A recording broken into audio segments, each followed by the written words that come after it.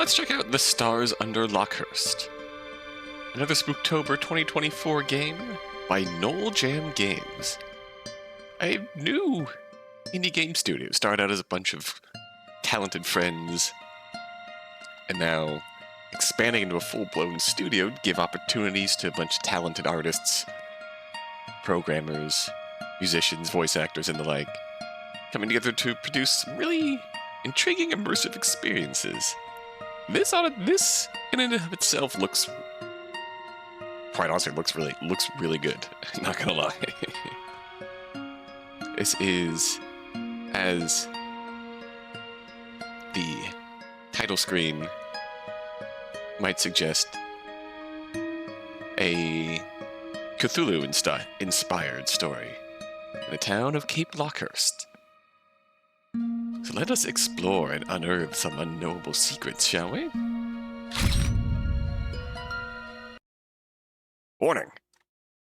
Game contains elements, topics that may be disturbing to some players, including foul language, drowning, blood, gore, death, body horror, wild language, so images that might trigger trypophobia or fear of needles. Beware. Full screen playing in browser, thank you. You turn off minigames in the settings menu if you just want to enjoy the story. I want Emerson. Honestly, yeah, we'll stay with the canon name. I dreamt about that town again. I was somewhere on the outskirts, on a beach ankle-deep in sea foam. The air reeked of fish and the sky was an inky void. A body floated lifelessly in the surf. There was something familiar about the body. When I tried to get closer, something grabbed me from behind and dragged me back into town. The old bus thrashes as we hit a bump and I'm shaken awake. I rub the sleep from my eyes and peer out the window. If I'm to believe that that street sign we just passed, Cape Lockehurst is only 2 miles out. It's still hard to believe I'm going there.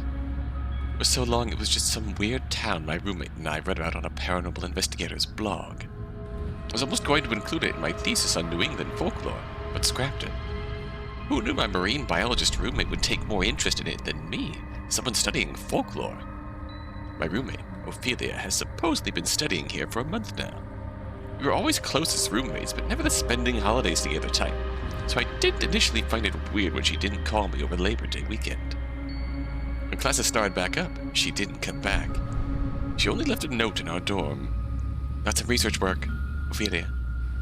Aside from that, radio silence. It was only 2 days ago when she finally replied to me. Remember Lockehurst? Come visit me at Gilman's Inn. Now I'm on the road to visit. Hopefully I'll get some answers while I'm here. At the very least, get a well-deserved break from the classes. Gather my belongings and shuffle off the bus. After I exit, I go and turn and thank the bus driver, but she had already closed the doors behind me. I'm getting out of here, goodbye. I could barely make out her expression through the grime on the doors. Was it pity or contempt? That sign is not looking very good. That sign has seen better days. Neither option feels particularly comforting. I take the shortest opportunity to sort myself out, using the bus's rearview mirror.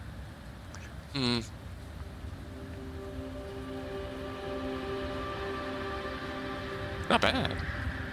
Confidence. The bus's engine sputters and groans like a dying beast before continuing down the road. I'm a mess and I know it, and pull my jacket tighter around me as the wind picks up. In the distance I can make out a sign. Cape Lockehurst, New England's best-kept secret. I can't help but snort and laugh at the tagline before starting down the road. The fog rolling off the ocean nearly swallows up the town, but I can just barely make it out on the distance. The road ahead is deserted except for one man walking toward me. I can tell he's smiling before I can even see what color eyes he has. Evening. Gives me a nod as we cross paths, as if we have been neighbors for years. I nod back and almost continue past him before he speaks again. You a tourist? I suppose. Why? Never seen you around here before. Figured you were visiting. Is it so obvious? Probably not. I'm just something of a, what's it called? A social butterfly in town. Name's Gary Ward. Run a farm just down the road. Folks come by all the time to visit me in my herd. Well, mostly. Not that.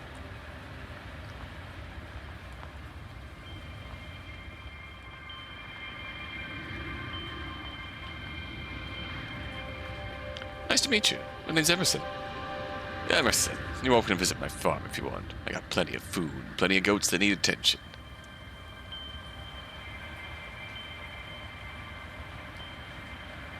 Well, if the goats need attention, I suppose I must.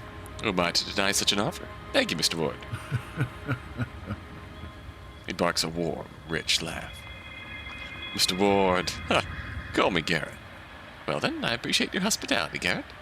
Fortunately, I have places to be tonight, but I will consider it. Of course, the goats will be happy to see you. Chance to pet cute goats? Hell yeah. Count me in. Garrett gives me another neighborly nod and claps his large hands together. Almost sounds like thunder. Well, better get home to the herd. They're pretty particular about their feed times. I'll see you around, Emerson. Likewise, Garrett. Gives me a loose salute before he continues walking down the road. The air around me suddenly feels much more cold and harsh. The briefest moment I imagine a warm fireplace in a cozy farmhouse and wish I took up Garrett's offer. No, I need to go see Ophelia. Brace myself against the wind and march into Cape Lockehurst. Stina's, Providence Pours, King's Paw, Karaoke Night, Missing Poster. Weathered old buildings, rocky deserted beaches, a dock that looks like it's one bad storm away from collapsing entirely. Exactly like blogs online said. I don't know what, there's something really, some sort of powerful vibe about a street like this. Buildings packed tightly together on a, I don't know what it is about this vibe that appeals to me so much. It's exactly like the blogs online said. It felt almost surreal to see it in the flesh. Seems like this is Main Street. Should have asked Ophelia for her address. Just as I'm about to start wandering down the empty road, I see a woman sitting on a bench. Right now, my desire to get out of the cold outweighs the social anxiety of asking for directions. Ma'am? Walk up to the woman and doesn't look up from the book in her hands. Can't make out the title, but I can see the faint glimmer of her metallic facial piercings. The air feels electric around her, and my hair stands on end. Piercing blue eyes flick up at me. Was I staring? Can I help you?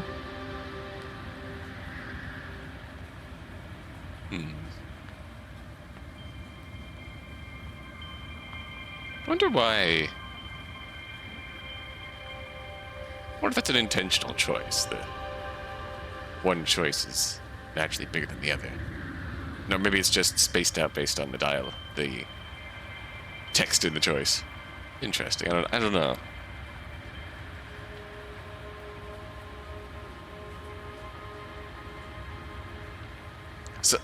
Yeah, it has to be, right? Something in me is looking at that and thinking, it's like buttons aren't the same size. What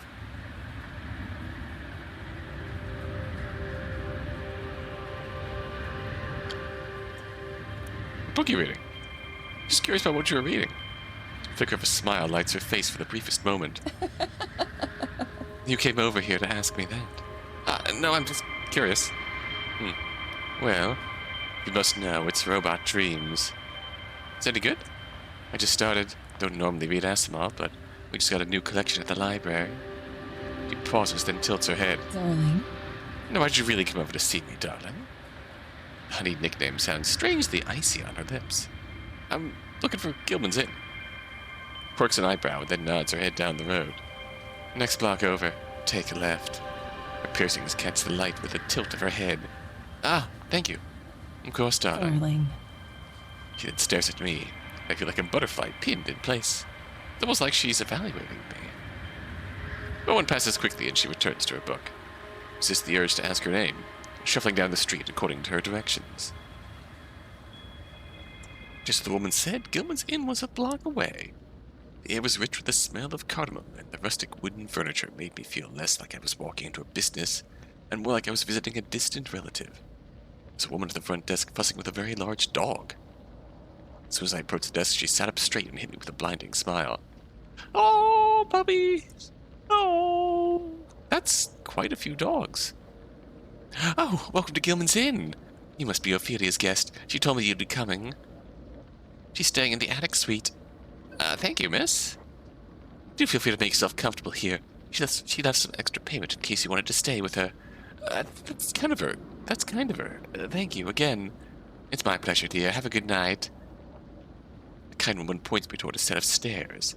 As I start ascending, I hear the low whine of a very big dog. No, Jerry. You can't demand pets from every guest. Yes, you can. Yes, you can. I must pay the tax. Maybe if I see Ophelia, I can come back down and pet the dogs. The steps are a bit too creaky and a bit too tall to make climbing them comfortable, but I make it to the top. It's an old wooden door that's been left open. I poke my head inside to see a cozy little bedroom with two equally as cozy-looking beds. Oh! A figure organizes papers on a desk in the room, and I can immediately recognize Ophelia's dusty blue scarf. Ophelia? She stands up and whips around. There's a dark expression on her face as if it took her a moment to register it was me, but it's quickly replaced by pure joy. Hey! Emerson, you came! She bounds over and wraps her arms around me. Oh, I've missed you. It's been so long. hug her back. I sag into her, relief nearly knocking me over. Her glasses dig into my shoulder with some when she gives me another big squeeze before pulling back. She laughs and stands back, looking like a brilliant ray of sunshine in this drab town. For several years we've known each other, she's always been good at cheering me up. Whether it was a failed exam or a bad breakup, she always made such an effort to comfort me. I didn't realize how much I missed her in this past month. And while it's great to see her, I can't help but feel uneasy. Apparently that was written all over my face. What's wrong, Emerson? Quite a bit. You ghosted me for nearly a month, and the first time you made contact is to invite me to vacation with you in some haunted town you read about on the internet? It's hardly been a vacation for me, but we can chat about that later. Her sunny disposition fades, and she gives me a serious look. But I worried you, didn't I? I'm sorry, Emerson. Let me answer some questions for you. I think that'll help. Ask me anything. What did you call? Truthfully, I got caught up in my research. She laughs and rubs the back of her neck. You know me, I can get a bit lost in my own world once I get going. I was really worried about you, Ophelia. I know. I'm sorry. Next time, I'll let you know if I'm going to be gone for a while. Well, hopefully there won't be a next time, but you know what I mean. Why'd you come here? I remember when you were talking to me about Cape Lockehurst while you were researching stuff for your thesis? I nod. Huh? There's some freaky stories about this place. Mutant fish, strange lights in the ocean, ancient cults. I kind of wanted to check it out. That's concerning to do alone.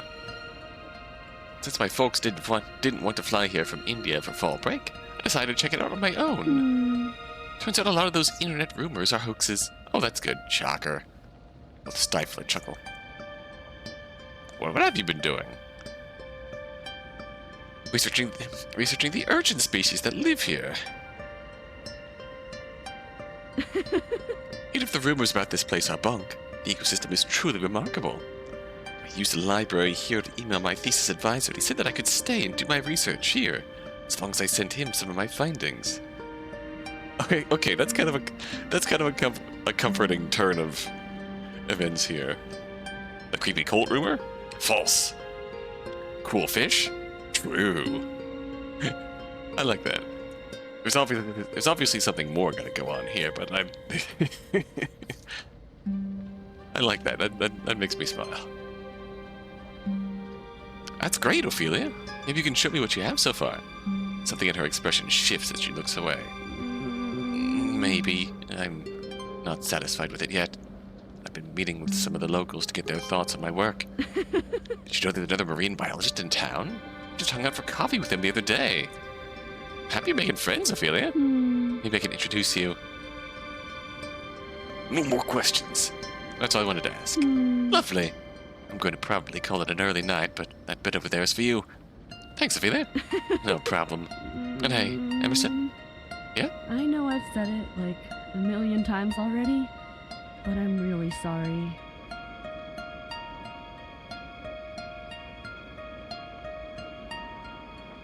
I can't not forgive you. It's not okay, but I forgive you.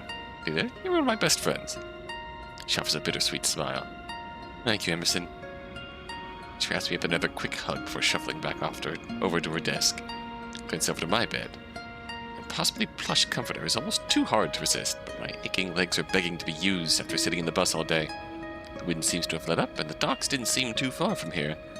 I'm gonna go stretch my legs. Be back in half an hour. Okay. Gives me a pleasant wave as I slip out of the room. Which notice the little fish animation is like a loading meter. Lobby's empty when I get down there. No proprietress, no dogs. Darn. Much to my disappointment. Upon closer inspection, I see a figure in the corner. Ooh, hello. Azoth? ACDC as... ACDC, Cthulhu crossover art. I like that. Like my Cthulhu-inspired rock band, Azoth. His sleepy eyes drift over to the stack of papers in his hands. As I walk past him to the door, he lifts his gaze to meet mine. A slow, lazy smile plays across his face, and he nods a greeting to me before returning to his papers. Are you the fellow marine biologist? Honestly, I could see it. I continue down onto the street, down to the docks. The evening sun has dipped lower. The sky is painted a dusty navy. The air smells of fish and brine. It is both comforting in its predictability and powerful enough to make my nose wrinkle. Pace up and down the wooden planks. My body feels like it's tied in a knot after being on that bus all day. Oh, sir? As I reach the end of the dock, I see a man standing with a fishing rod in hand. There's an extra one on the ground next to him. Join him. Fishing is always more enjoyable with company. Excuse me, may I join you? Of course. Take a rod.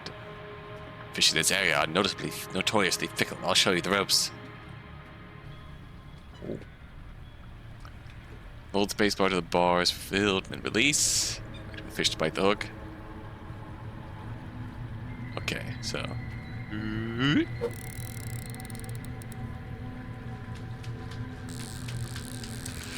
Oh god, what?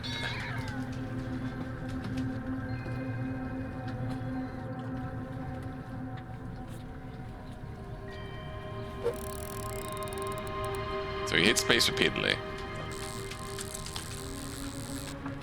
How? Press space repeatedly to move the indicator and keep it in green.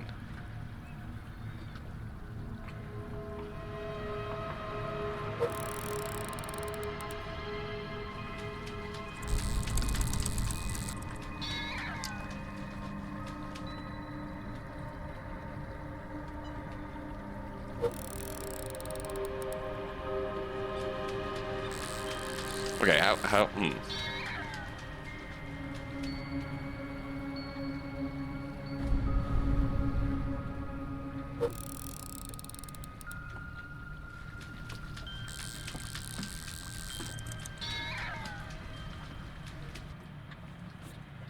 Looks like I'm a bit rusty with my rod. Alright. Okay, I think I figured this out.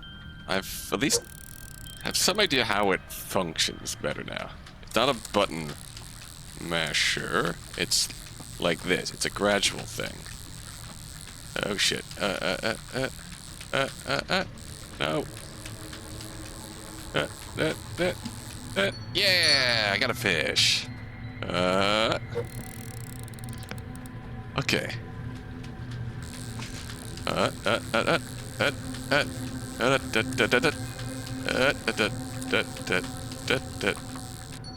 Two fish. Alright. I have mastered fishing. I'm invincible.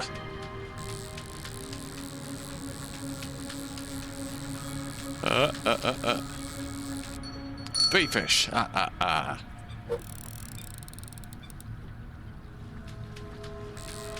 Yeah, I took press space repeatedly to be a button masher kind of thing. Nope, nope, nope, nope, nope. You are coming with me, boy.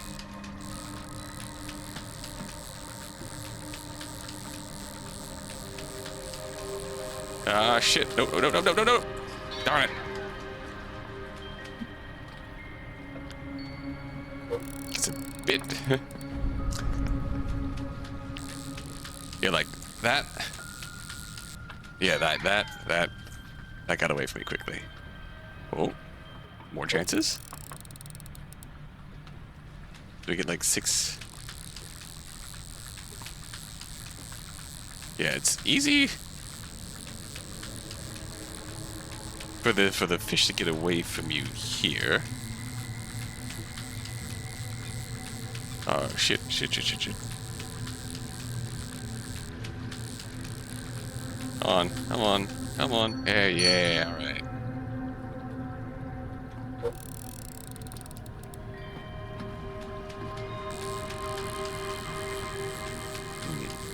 You have to keep it green for long enough.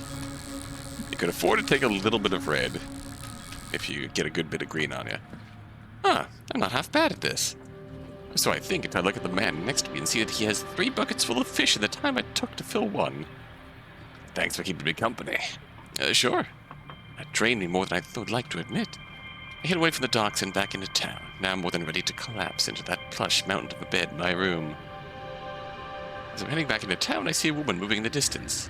Is she skateboarding? Oh, hell yeah. On this uneven pavement? Rolling around at the speed of sound. She's humming to herself and hasn't noticed me at all. Her voice is hauntingly beautiful, and her movements are so fluid she almost appears to be floating on her skateboard. Then she trips. One of the board's front wheels gets caught on some uneven cobble and sends her tumbling to the ground. Oh no! I rush over to her, but she's already righted herself. Luckily, she seems unharmed, even though her cheeks flush with embarrassment once we lock eyes. Did you see that? Maybe. We could play it off, or we could be concerned. You alright? She nods quickly. Her ears are burning red. I'm fine, except for my ego. You sure it's a good idea to be skating on roads like this? You should at least wear a helmet or something. I've done it a bunch of times. It's fine. Just got a bit distracted is all. Thank you for your concern, though. She grabs her skateboard and rubs the back of her neck. She looks eager to get on her way and forget this ever happened, it seems. Well, you have a good night. You as well. Keep an eye out next time. Oh, I certainly will. She hops on her board and skates back down the street until she's out of sight. I've had my fair share of public mishaps. I can only imagine the embarrassment she felt. Continue on my way back to Gilman's Inn. Dogs? Ophelia's already asleep when I get there. The glasses are folded neatly on her bedside table next to a glass of water and a book. She always did that at home, too. Let myself take comfort in the familiar sight before changing and sinking into my own bed. The plush blankets feel like they're just swallowing me whole. The stress of trying to find Ophelia, a long bus ride, my thesis, all that tension drains out of my body as I melt into the mattress. I don't remember falling asleep, or most of my dreams for that matter. The one thing I do recall is dreaming about a bright flash of light in the sky over the open sea.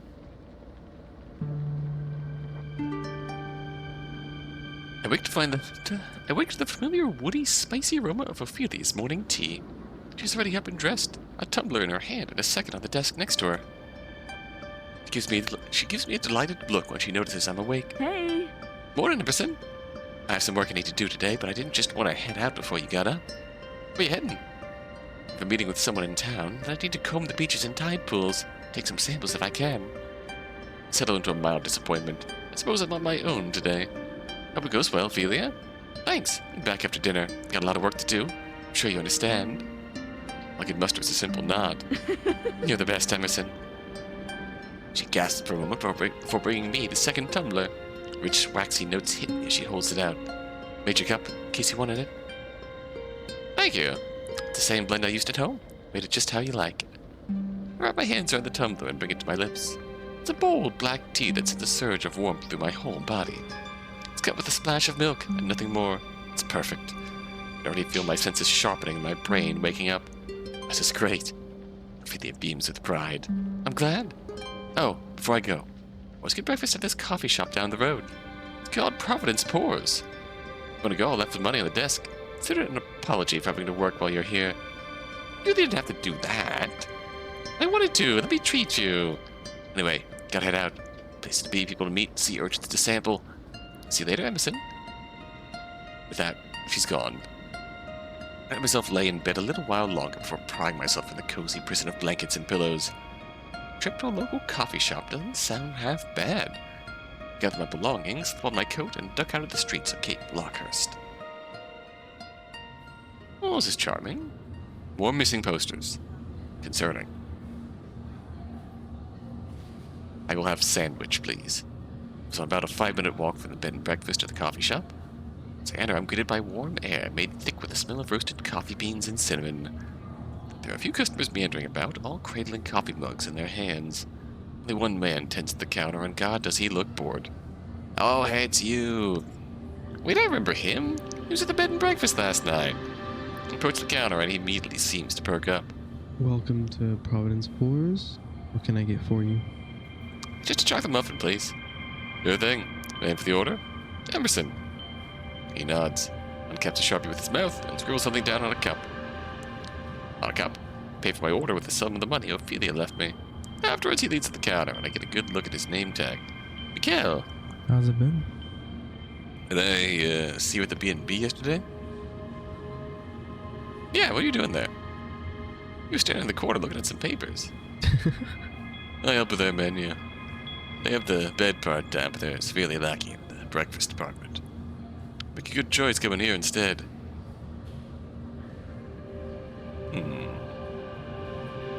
I'll be the judge of that. Mikhail's smile winds and he chuckles softly. Rude. Noted. Take extra care to pick the best muffin from the display case. With that, Mikhail glides away to start preparing my order. As I'm about to go sit down, he throws a question over his shoulder. Hi. What brings you to Cape Lockehurst? Apparently this town is haunted. Just visiting. He hums an indifferent response. Continues working. Although maybe. Rude. Hi. Friend is here. Apparently town is haunted.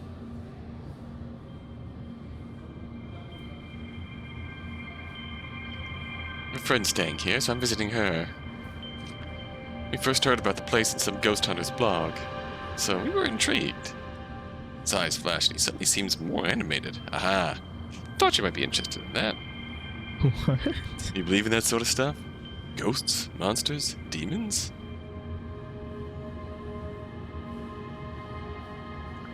I mean, make for interesting stories. I don't know if they're real, but it's fun reading about them. Got any favorites? I've always been a sucker for cryptids. I study folklore and anthropology, so I come across a lot of interesting stories. Can only imagine. A few minutes of waiting, Gail deposits my order on the counter. Here you go, Emerson. Thanks. As I'm picking up my order, a familiar woman glides in.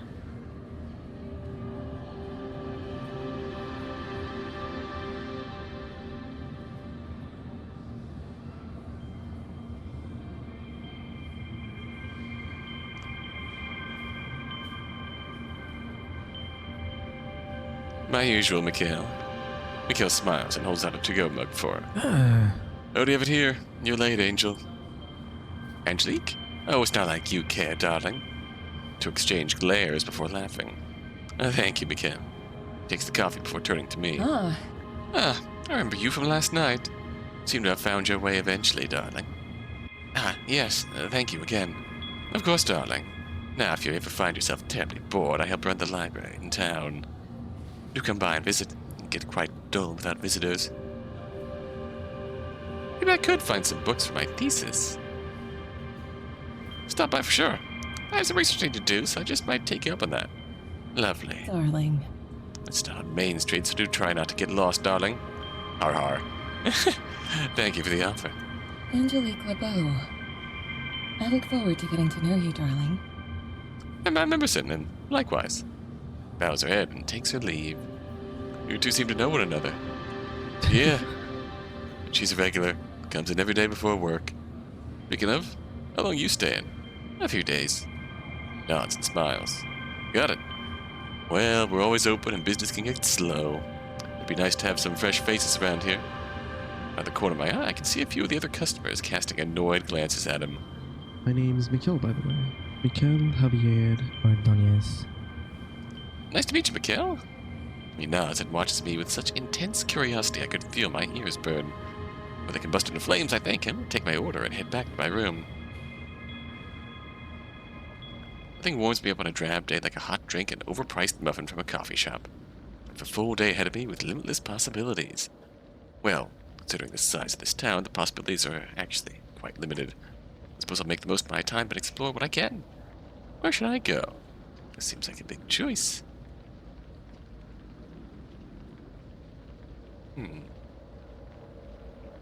Can we go multiple places? We could go see Garrett. Alright, let's go to...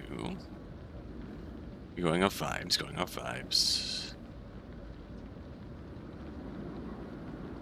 Yeah, I think I've saved here. Go to Main Street. Figured that'd be helpful to explore Main Street in the light of the day. Aside from the bed and breakfast in Providence Poors, I didn't really know what else was on this street. The only store I recognize is a bad burger chain called Derby's. The rest seem to be local shops. A crafting supply store catches my eye only because I recognize the woman in front of it. Oh, yeah. She's knelt down, putting up a chalkboard sign advertising some sale the store is putting on. When she's done, she spots me and gives me a convivial wave. Hello again. Funny bumping into you again. Looking for yarn or fabric? No, just on a walk. Gotcha. Are you enjoying your vacation so far? How'd you know I was on vacation? I'd never seen you around before, so I just assumed. That's fair. Okay. Well, it's alright so far. I'm still getting my bearings at town. I see. Well, if you have the time, you should totally check out King's Pub.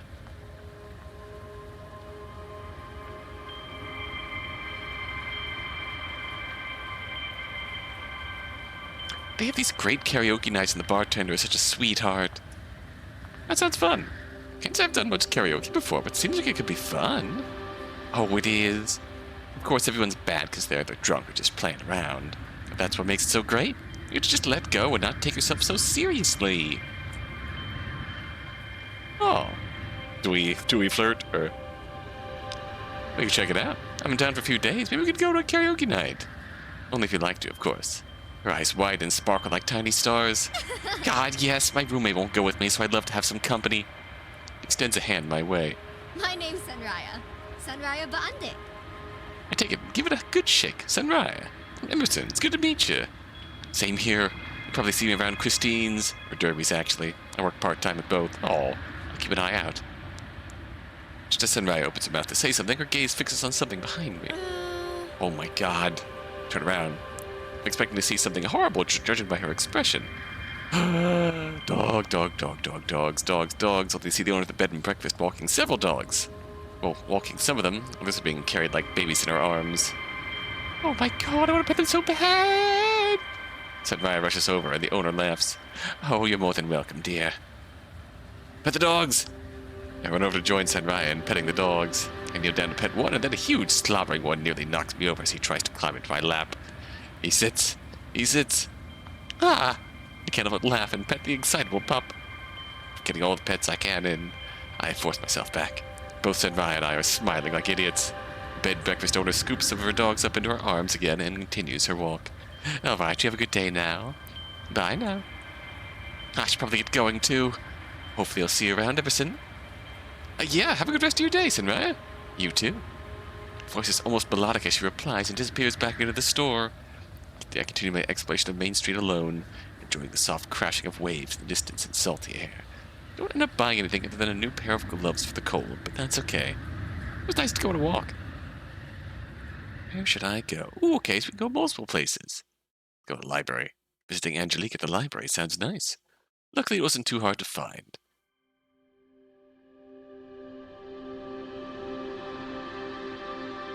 Between the old carpeting and rich mahogany wood paneling, it felt like I was stepping into one of my university buildings, rather than a library in a small town.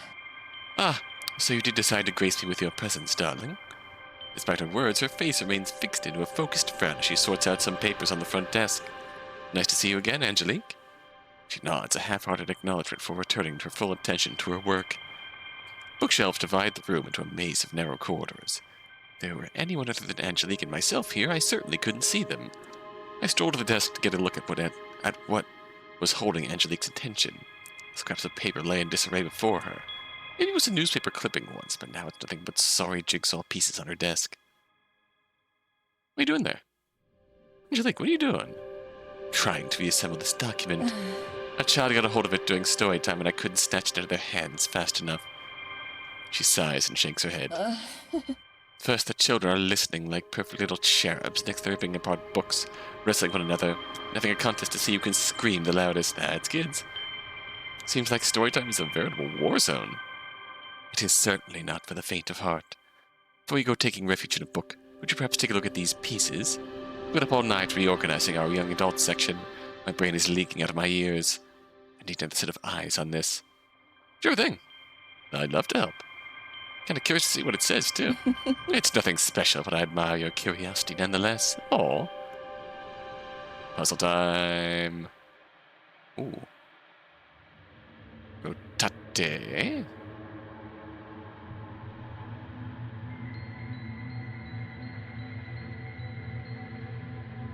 Okay, that fits. Lockehurst loudmouth. Used to increase able to overseas. Click, click. Click, click.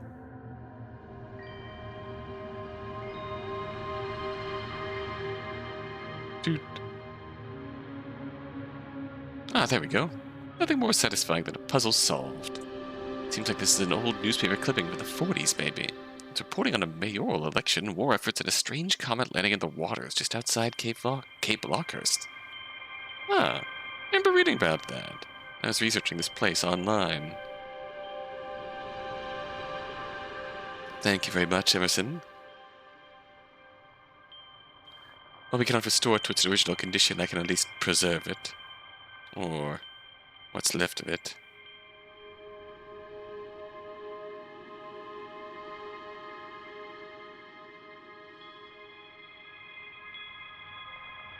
It's not like I don't have photocopies. No problem. Darling. I have some archiving I need to work on. If you need anything at all, darling, please give me a call. Of course. Thanks, Angelique. She nods and waves me off with a small smile before continuing to organize other papers on her desk. I take my leave down the thin aisles of the library, peering down every row until one strikes my fancy. History and religion. Bingo. Pick out a few books on New England folklore, the founding of Cape Lockehurst, and an anthology of cryptid sightings, mostly to entertain myself.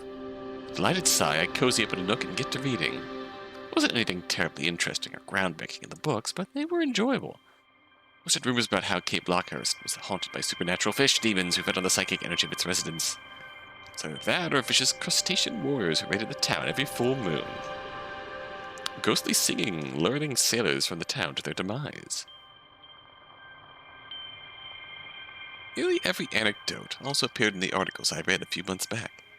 Almost regretting not including Cape Lockehurst in my research for my thesis, but it's too late to change it now.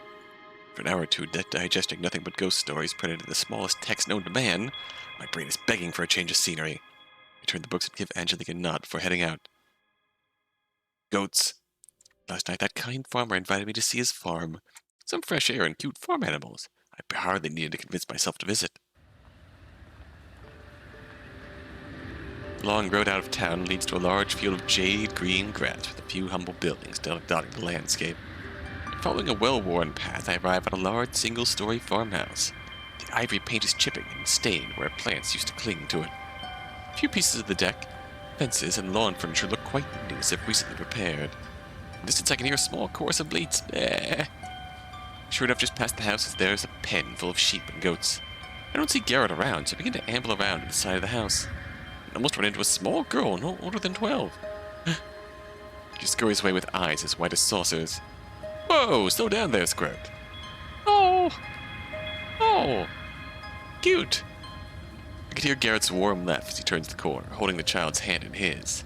Their likeness was startling. Ah, Emerson, great seeing you again. Sorry if Cassidy gave you a scare. He looks down to the child and he nods in my direction. Yes, this is Emerson. They're visiting from out of town. The small girl, Cassidy, hides behind Garrett, her eyes never leaving me. Stranger.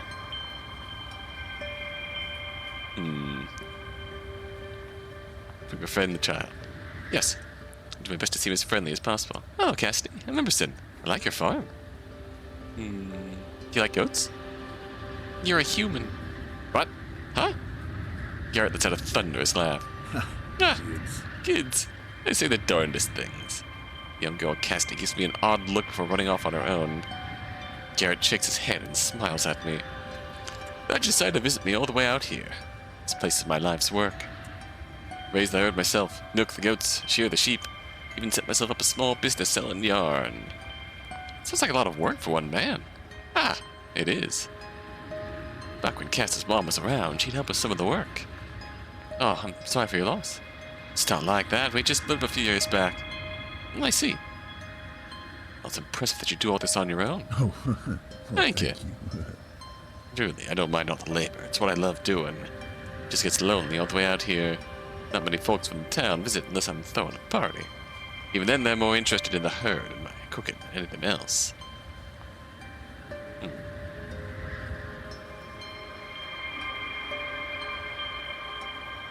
It's also quite peaceful. Magic can also be quite peaceful. That it can. It's a good place to raise cats, too, for that matter.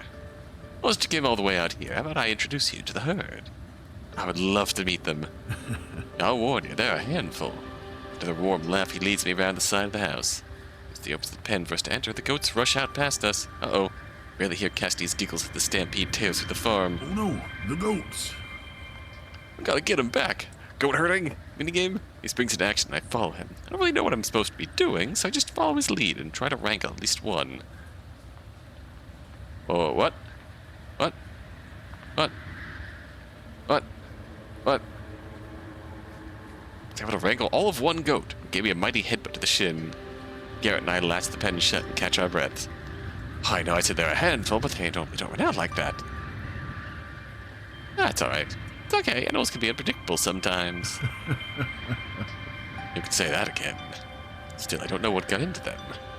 Pauses before his eyes dart to Cassidy, who's still giggling and holding something behind her back. Cass, what are you holding behind your back? She suddenly looks quite sheepish and shakes her head. Cass, don't lie to your old man. Did you swipe their treats? I don't know. With a good-natured laugh, he reaches down and tickles Cassidy, causing her to drop a bag of animal crackers she was hiding. Treachery, to think my own flesh and blood is capable of betrayal. Cassidy explodes into giggles as Garrett continues to tickle her. Oh, those are their favorite treats. You little limp, trying to get your old man and his guest trampled. He spends some time tickling her and swinging her around before finally releases her. Cassidy scampers away with a mischievous grin, leaving Garrett and me alone with the goats. Ah, lad of my life, that one. He seemed so shy at first. It's a tricky little scamp. He didn't mean any harm by it, I promise. Claps a large hand on my shoulder. Now, let's get on with the tour, then. It takes about an hour for Garrett to show me his entire farm. Most of which was spent petting his animals. His land was certainly impressive, and his warm demeanor never faltered. I almost didn't want to leave, but he had errands to run. So I had to. Luckily, though, he said I was welcome back anytime. Just like that, there went the day. It's an introduction day to everyone here. My body aches all over, and my muscles scream at me to get some sleep. Can't help but notice that Ophelia still isn't home. I know I shouldn't be surprised, but, it sucks to be left out to dry like this.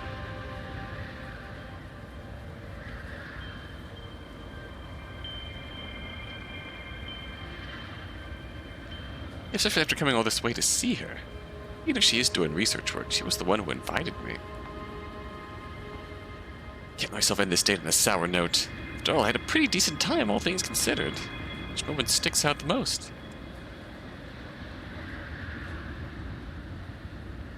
Oh, honestly, I think I'm going Sunraya. But it's surprised to say that just bumping into Sunraya can brighten my day. She's very...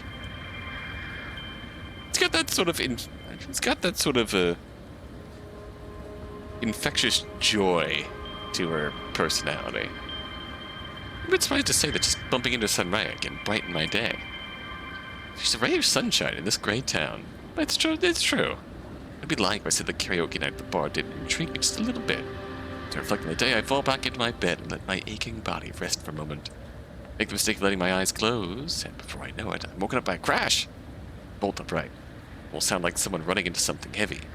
I went to the window and looked down at the street. That fishing man from yesterday night was stumbling down the road. Looks dazed and his gait is uneven. Takes a tumble into a trash can, knocking it over and immediately getting back up. At a second thought, I rush outside. By the time I get to the street, he's almost reached the beach. What's wrong with him? I hope he's not hurt. Damn, where is he? Look around before spotting him by the cliffside.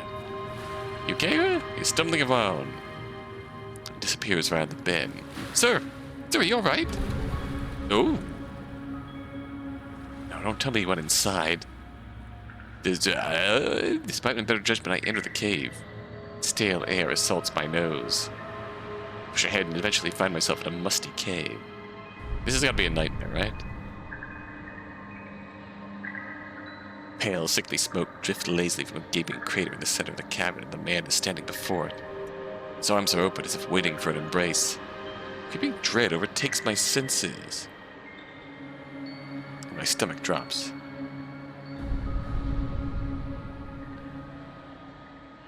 You good? Sir, what's going on? You okay? No response. My mind races and all I can think of is that I need to get us both out of here. As I start to move, the smoke leaking from the pit expands and billows throughout the entire cave. Oh, no. No! The scream rings out and is immediately etched into my memory forever. The scream of someone who knows they're dying. It came from the pit, from that man. I can't move despite every nerve in my body igniting. Only shocked out of this state when two reflective eyes stare at me through the fog. Emerson. Rasping voice rakes at my mind. Oh god, something else in here. About all I can do to run and duck behind a rock. Close my eyes and cover my mouth. Focus, stay quiet. Oh shit, oh god, game over, you have perished. Okay.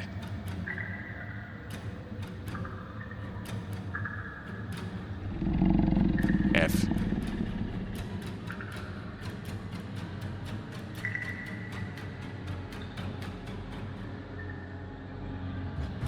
I think it's gone. Whatever it is. I can barely see through the fog. I need to get out of here. I force myself to my feet and run in the direction I think I came from. Stone turns to sand beneath my feet. I collapse in the sand and try to catch my breath. My heart thunders at my ears. I can't stop replaying that man's scream in my head. There you are. Oh my gosh. Are you okay? Ophelia's voice, chiming like a church bell, breaks me from my stupor. Before I know it, she's kneeling next to me, holding my face in her hands. What are you doing out here? You weren't in the room when I got back. I was so worried. I don't have the strength to reply. I was still trying to process what the hell just happened. Let's get you home, Emerson. Ophelia loops an arm around me and does her best to help me off the ground. She does her best considering our height difference. I'm hardly aware of my surroundings by the time we get to our room and don't even remember falling asleep. Concerning. I'm back in my bed. Early morning sun shines peek through the curtain. I smell Ophelia's tea. What happened last night? Why does my head hurt so bad? So not a nightmare. Real bad news bears.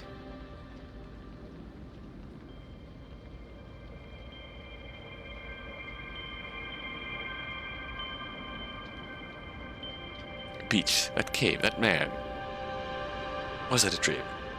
Okay, somewhere in between, question mark. Ophelia is pacing a rut on the floor, brow furrowed. She notices I'm awake. Emerson, how are you feeling? My head is killing me. I have this pounding headache. Drink some water. She hands me a cup of water. I think you were sleepwalking last night.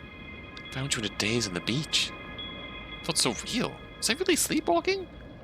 Do you remember anything? Yeah. I was waiting for you to get home, then I saw a man outside. I was stumbling. You looked unwell. Ran outside to see if I could help him. Followed him to the beach and went inside this cave. My blood begins to run cold as the memories start flooding back. The scream, the fog, the voice that called my name. Make out everything to Ophelia, not omitting a single detail. She's gonna find it, and she's going to think it's a dream. With silence, as Ophelia processes my story, and puts a hand on mine, and said, I think you were sleepwalking. I only saw one set of footprints on the beach. I'm serious. I'm serious, Ophelia. It wasn't some dream. I know what I saw. I hold eye contact, trying so hard to convince her of what happened. All right, I believe you. She doesn't. I'm just glad you're all right then. She leans forward and wraps her arms around me tight.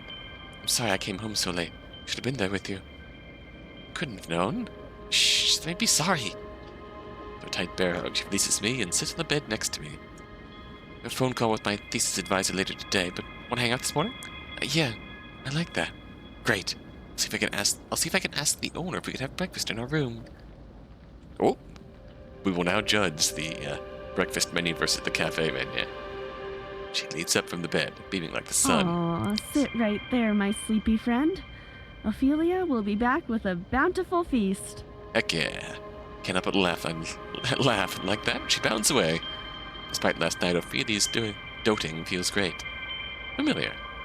Been friends since our final year of high school after bonding during a particularly grueling AP chemistry class. While we went to different undergraduate programs, we ended up at the same grad school. Both of us are workaholics to the bone, and sometimes we would go for a few days without talking, both lost in our own little worlds. When we did spend time together, it was much like this. Ophelia bouncing around, full of energy and being a doting friend. Absolute sweetheart.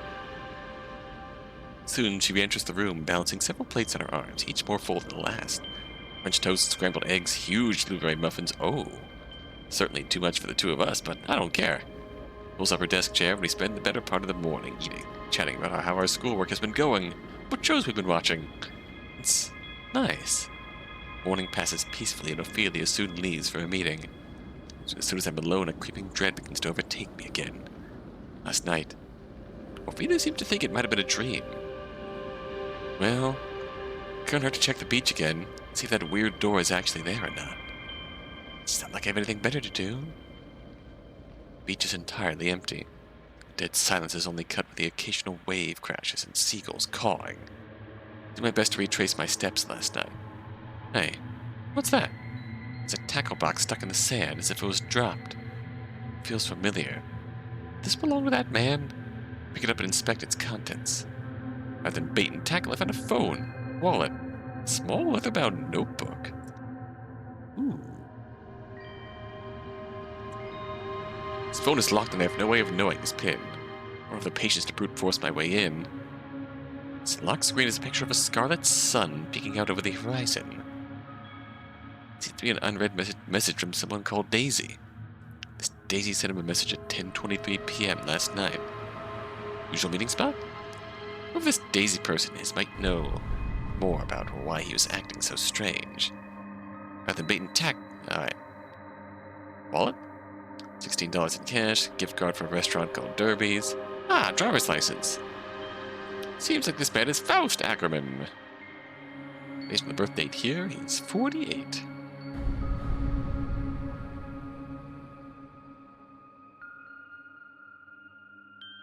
Notebook?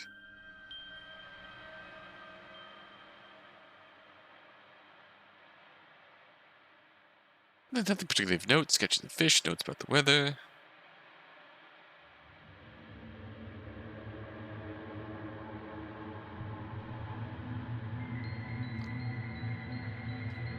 I turn a few pages, a key falls out and lands softly in the sand.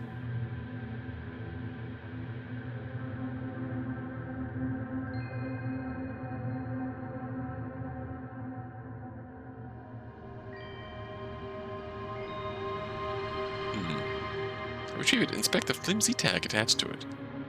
Lockehurst Living. Sounds like an apartment complex. The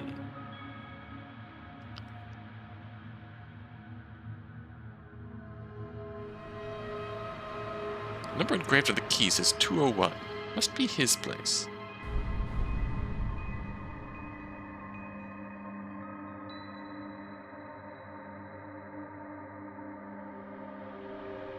Hmm.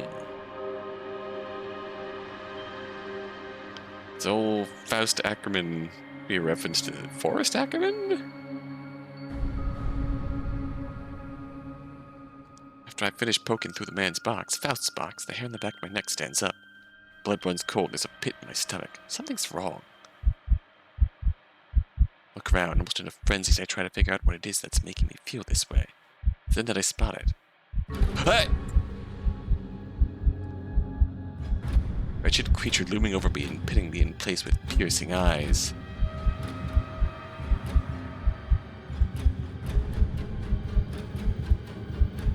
Green, leathery skin stretched over huge wings, writhing tentacles where the mouth should be.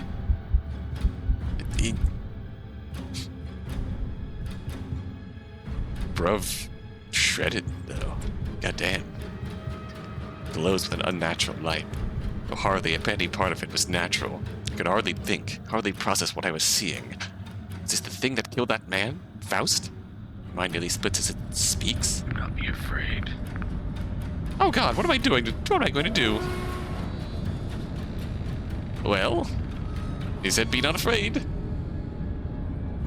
takes all my focus and strength to form a coherent thought, but I try. What are you? The thing doesn't reply, instead just watching me curiously. Damn, my head is killing me. Vision keeps fading in and out. I think I'm gonna pass out. As I feel like my head is gonna pop, the pressure fades. There was a grotesque monster stood. Mikhail? Emerson, you're right. Oh, that's concerning. What happened? What just happened? What are you talking about? I saw a monster or something. Huh? It was huge, had tentacles on its face, green skin, it glowed. Kinda hot though. And was standing right where you were standing? Doesn't reply, instead looking concerned for a moment, and then curious. Interesting. You can see me then. That's new. Excuse me? Well, allow me to reintroduce myself. I am Mikhail. But my true name is Mikhail, Sovereign of the Dreaming Depths. You know, normally people see this handsome face. In reality, I have something far greater than human. What the hell? What the hell? He just said that it was nothing. Sovereign of the Dreaming Depths? 1,000 different feelings race through my head, but the strongest one is... Curiosity? This wasn't a hallucination. I'm experiencing an actual supernatural phenomenon? Mikhail. What? Please, I go by Mikhail now. Mikhail, what is going on? A coy, wicked smile plays across his face, but I can't sense any malice.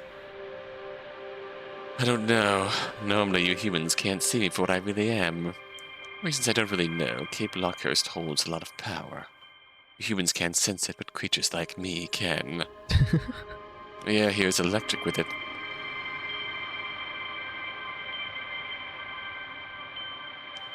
It feeds us, allows us to blend in with you guys, grows our power. Don't want to hurt you.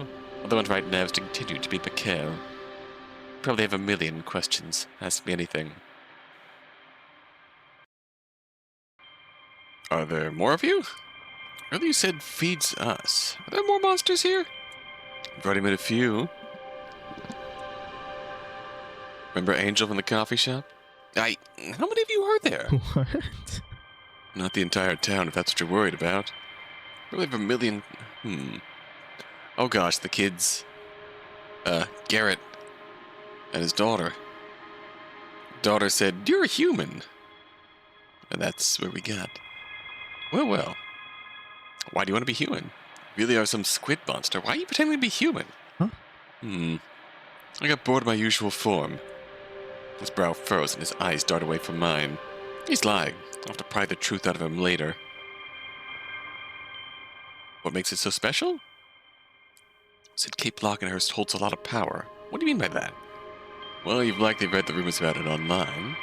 Yeah, I found blogs talking about mutant fish and otherworldly hauntings here. Hell, lets out a loud laugh and he shakes his head. Those are fake as hell. Even rumors need to start somewhere. Don't know what happened here to make it so powerful, but I just is. Maybe an outer god ripped open a hole in the universe beneath City Hall. Maybe a star fell and cursed the land. Maybe there used to be a gold here. Whatever it is, it's turned Cape Lockehurst into a watering hole for the creepy and cosmic. No more questions. That's all I wanted to ask. Thought you're taking things so well. Well, hold on now. Just because I'm curious doesn't mean I'm not suspicious of you. His eyes darken, but his smile doesn't fade. Rude. Why? Just because I'm a 10-foot-tall squid man strong enough to rip your mind and body to shreds? That certainly doesn't help. But no, there was a man here last night, a man named Faust. He looked sick, so I followed him into a cave, and then something attacked him. I couldn't see what it was because of this thick smoke. There's something obviously paranormal going on here. There's no other option. All the common sense and logic in my brain screamed at me for even saying that out loud, but I couldn't deny what I saw. The monster must have killed Faust. What the? You think it's me? No way to know. Don't have enough leads, and if there are other creatures like you in town, they could have done it. Or it could be a human. I suppose. Well, I didn't kill anyone last night. Is that box his? He points to the tackle box I was investigating earlier. Yeah, why? Anything in there say where he lives? Why? Let's investigate his place. See if we can find out who killed him. Unexpected investigation, partner, but okay. What? You heard me. If I'm a suspect, I want to clear my name. Mikhail, I'm not sure that's too late. Come on, Pandora. You open this box. Let's not waste any time then. Throws me a wicked grin. Sick. You won't regret it, Emerson. I nod. Close up the tackle box. I head back into town with Mikhail at my heels. Lockehurst living apartment buildings on the other side of town, so it takes us a moment to get there. Mikhail doesn't make conversation as we walk. He just watches me with a curious smile. We reach the building. We walk in as casually as we can. We navigate to the second floor and try the key on the door labeled 201. Just like that, we're in. Overpowering smell of fish and iron nearly knocks me over. Whoa, that's a lot of fish. I can see a bathroom just off of this room. Its tub nearly overflowing with ice and fish. So fill me in. What happened last night? I recall as many details as I can about Faust's final moments. Kel nods along with my retelling, calm, a smile on his face. Interesting. So we don't know why he was acting strange, why he went to the beach, or what killed him. No. Maybe we can find something around here that'll reveal a motive. Alright. I'll check out the hallway and the kitchen. Oh, leaving the fish-filled bathroom to me. I have faith you can handle it, Mikhail. I'm so flattered. He dips down the hallway and leads me to investigate the kitchen and living room. My furniture is barely used and there's not much in the way of personal belongings. The amount of fishing paraphernalia is almost concerning. There's a calendar on the fridge. Looks like last night he had a meeting with Daisy. And meetings with Daisy every other night before then. Whoever this Daisy person is must be close to him. Oh, there's something written on today's date. Docks, 5 p.m. Wonder what that's about. I finished looking over the kitchen. I noticed some paper scraps half hidden under a cookbook. What's this? Oh, hello.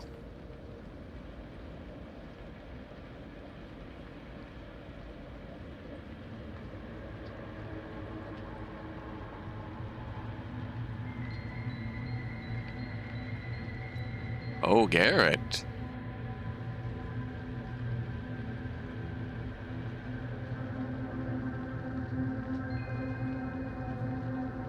Daisy. Have you heard that name before?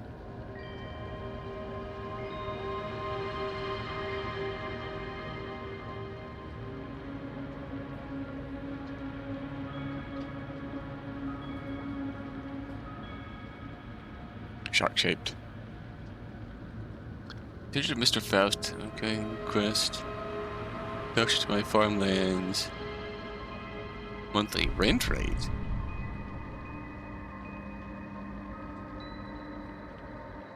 Faithful tenant. Family and I would appreciate your patience and understanding with this matter. Because it's further with your usual fishing spot. It's like Faust owns Garrett's farm, and he's been an unforgiving landlord. Oh, okay,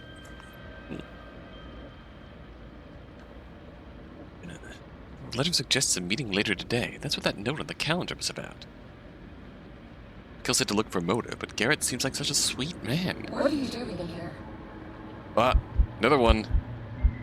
A voice, familiar yet haunting, rings from the doorway behind me. I look around and... Hello! Oh god, not again! Looks like a jellyfish looms in the doorway. Its crimson-red bell floats in the air, dangling frilled arms dotted with piercing blue eyes. You're Angel, aren't you? Similar eyes stare at me from beneath the bell, studying me. My voice gets caught in my throat and then... Emerson, answer me. What the hell are you doing in my neighbor's apartment? I... Angelique? What's going on out there? Oh no, not you too. That's what I'm trying to figure out. Oh no, okay. Maybe you are human.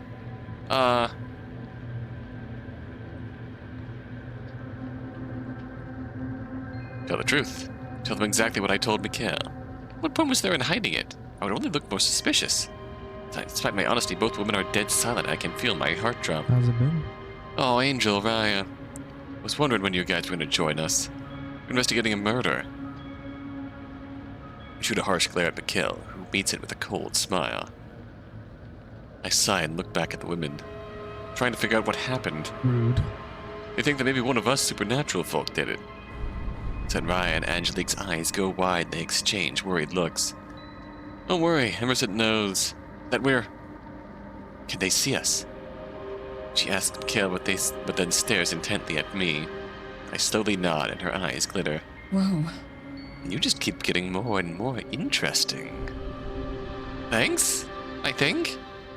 Look, something weird is happening here. I saw the guy who lived here get attacked by something in the cave on the beach. I want to get to the bottom of it and figure out what the hell is going on. Why?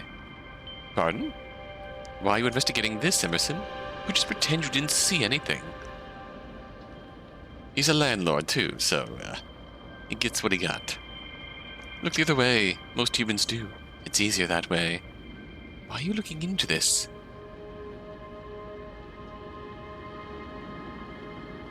I am curious. We don't want anyone else to get hurt. If we saw whatever's happening, I'd stop other people from getting hurt like Faust did. Something is in that cave hurting people. I want to do something to help. Oh, you sweet thing. Angelique, stop messing with him. Fine. Just for you, Senraya. She shoots an icy smile at Mikhail and me. But if you two are going to play detective, we might as well join in. Just hope no one else gets hurt. Agreed. There's a letter from Garrett Ward in the trash. Apparently he and Faust have been having some financial disagreements and were trying to meet up today? You don't think Farmer Ward hurt him, do you? No way to know unless we investigate. Right. Our best course of action now is to ask Garrett what he knows. Lead the way, detective. Gil pats my back and shoots me a mischievous grin. I almost roll my eyes at him before gathering my things and heading out. Going to the letter, Garrett asked Faust to meet him at the docks. Let's see what we can learn. It's a good 10 minutes or so until Garrett should be here. Gil's already wandered down to the beach, apparently looking for anything I may have missed in the sand. I filled in Angelique and Senraya on the details of the investigation on the way over. Angelique seemed to hang on to every word while Senraya just shifted nervously. Maybe I could ease the tension by chatting while we wait for Garrett. You two roommates? Yeah, we live right across from Faust. Oh, well, we did when he was alive.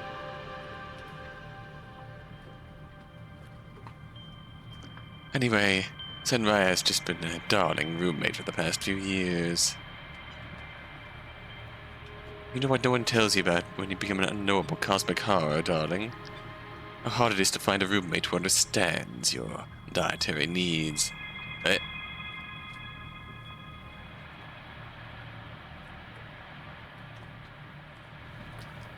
She exchanges a small smile with Senraya. My blood runs cold as I try to picture what cosmic horrors eat.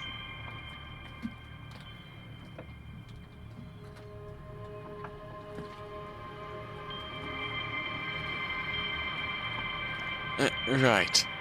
Well, Angelique, I saw your form. You look like a jellyfish. What about you, Senraya? You saw me, but not her. Probably because I've been here much longer than you. Oh.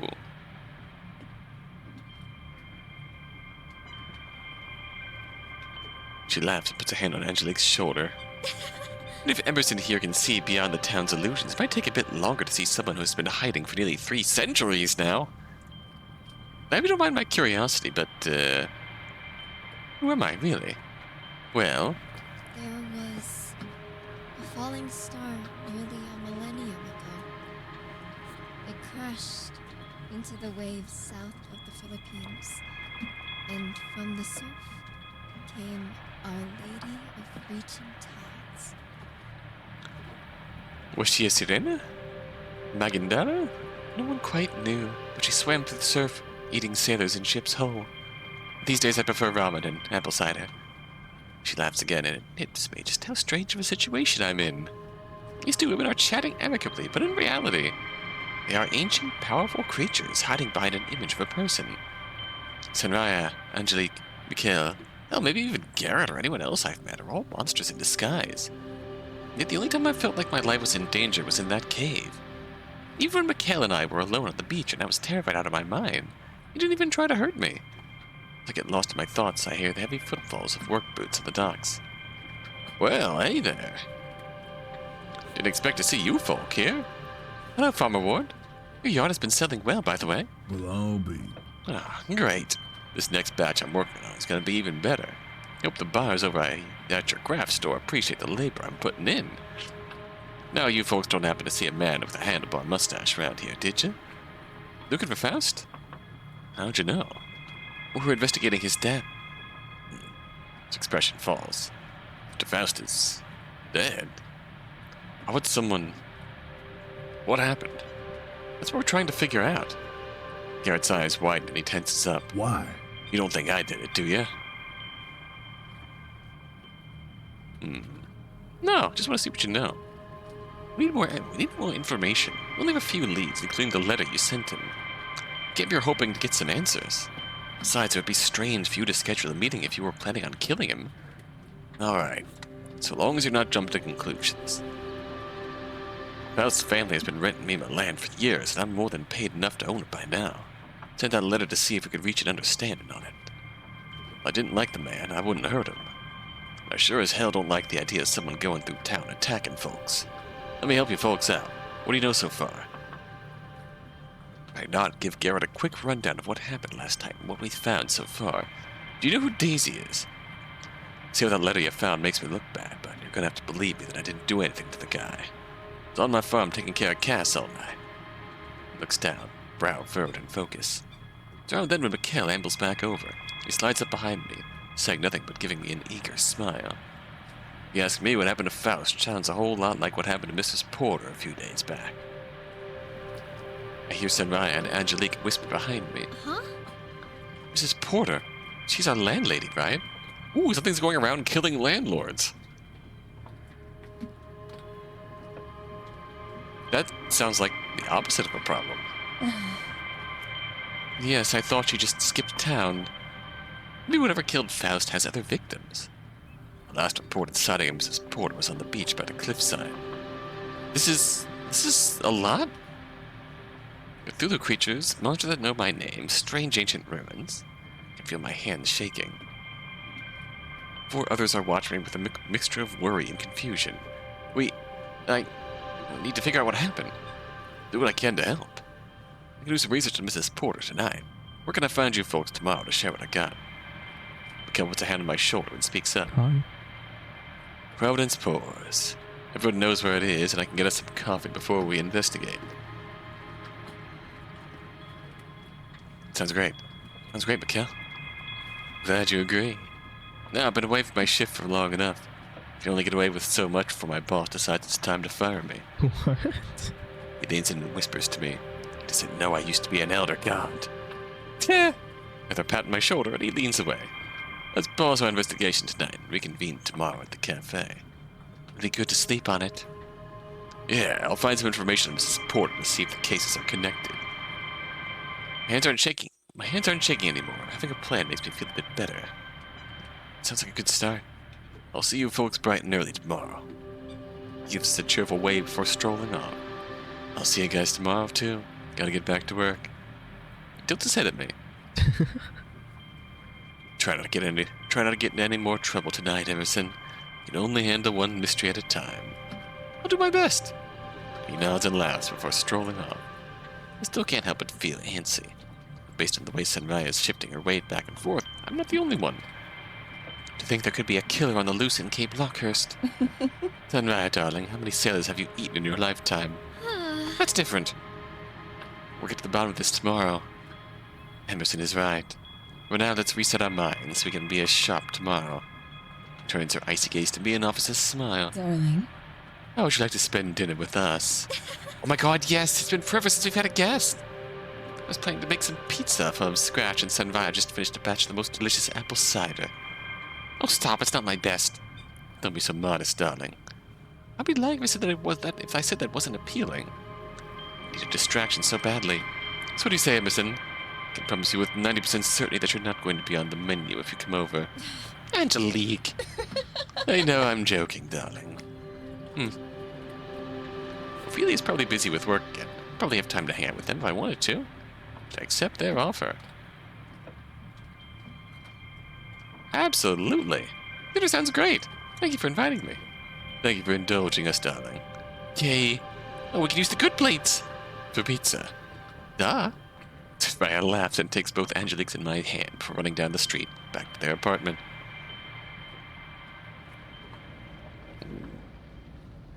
Spooky, but charming. Thinking, depending on how long this goes, might just do one ending. Each page says 4 endings with epilogues based on love interests. So there are 4 endings. 4 plot endings, or just love interest gets a different ending. I suppose we'll see. I always forget how early the sun sets this time of year. Early 6 p.m. The town is already bathed in the sunset's rich golden light. Makes the girl's quaint apartment feel 10 times cozier. Come on in, we'll get dinner going. 2 of them seem to fall into a comfortable routine in the kitchen, chatting as they get out ingredients in bowls. We'll go over and grab a bar seat at the island in the kitchen. After the events of last night and today, my social battery feels completely drained. It's a little nice to just sit and listen to them talk and prepare dinner. We discuss a game console Angelique just bought, annoying coworkers at both of Sunraya's jobs, and other shockingly normal topics. It's hard to imagine that they really are cosmic horrors in disguise. If I hadn't seen Angelique's true form, and Mikhail didn't tell me about this town, I wouldn't have had any idea. Soon, Angelique pulls the pizza out of the oven with a triumphant grin. There's anchovies on one side, Soraya insisted, and normal cheese on the other. Soon the 3 of us sit down on the couch eating pizza and guzzling down Sunraya's homemade cider.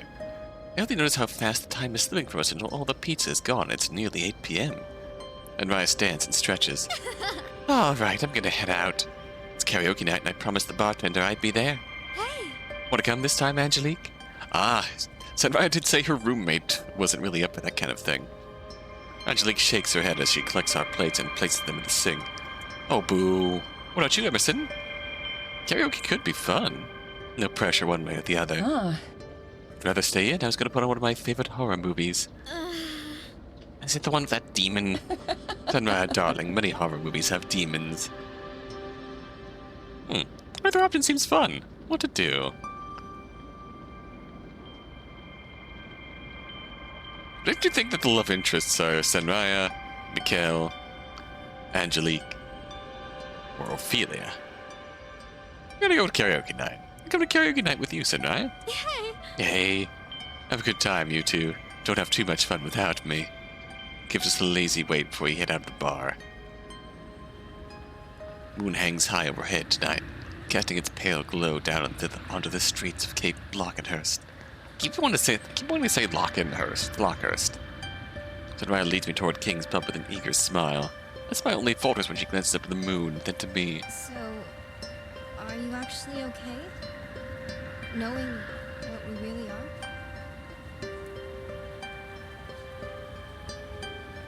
If anything, I'm fascinated. I'm okay. If anything, I'm fascinated. Huh. You're just like Angelique when she found out about me. So how long have you two been in this town? About a century now. Been here under a few names, but in the grand scheme of things, it feels like just yesterday I moved in. Can't help myself. I know who Angelique and Mikhail really are, but not Senraya. Mind if I ask you about your true self? My true self. This had a wistful sigh. Well, I used to be a bit of a menace. Singing the sailors to their watery graves. Destroying ships who dared to approach my territory. Causing devastating floods whenever I felt like it. I calmed down recently. I was quite a force of nature. Wow. I can show you my true form sometime. Of course. Gives me a warm smile and a pat on the shoulder before stopping in front of King's Pub. She opens the door with her hip and ushers me inside. It's absolutely electric here. Speakers are turned up about 3 notches too high. The floor is slightly sticky. Everyone looks like they're having the time of their lives. Patrons seem happy, rowdy, and eager to scream into that karaoke microphone that they have set up on the far corner of the pub. Let's get a seat! Just a yell of the pounding music. Someone is currently attempting to sing Love Shed by the B-42s. Love Shed, baby love shed. Do-do-do-do. We find a seat next to the makeshift stage and soon grab drinks. The energy in the pub is absolutely infectious and I catch myself smiling like a fool. Senraya also seems to be feeding on the raucous joy. I sit through several patrons absolutely belting into the cheap mic, singing along and laughing at their over-the-top performances. Finally, Senraya leaps up and starts to head up over to the stage. He's watching me expectantly. Oh god, does she want me to sing? I thought I was just going to watch. Join her. I ignore my rising social anxiety and join her by the mic. She offers me a giddy smile and we quickly get to picking a song. Oh, all these are so good. End up landing on the same song. Lyrics screen flickers to life. Mrs. Darkside with her slaves. Oh, that's pretty. Anxiety in my belly turns to laughter as we both take a mic and begin to sing along with the song. My hands are shaking and I'm acutely aware that the entire bar's eyes are on us. Senraya's easy confidence is rubbing off on me. Soon we both get lost in the dramatic pop-punk ballad and performing like our lives depend on it. I think that's what drew me to her most out of everything. Just that boundless, infectious energy, the charm, confidence.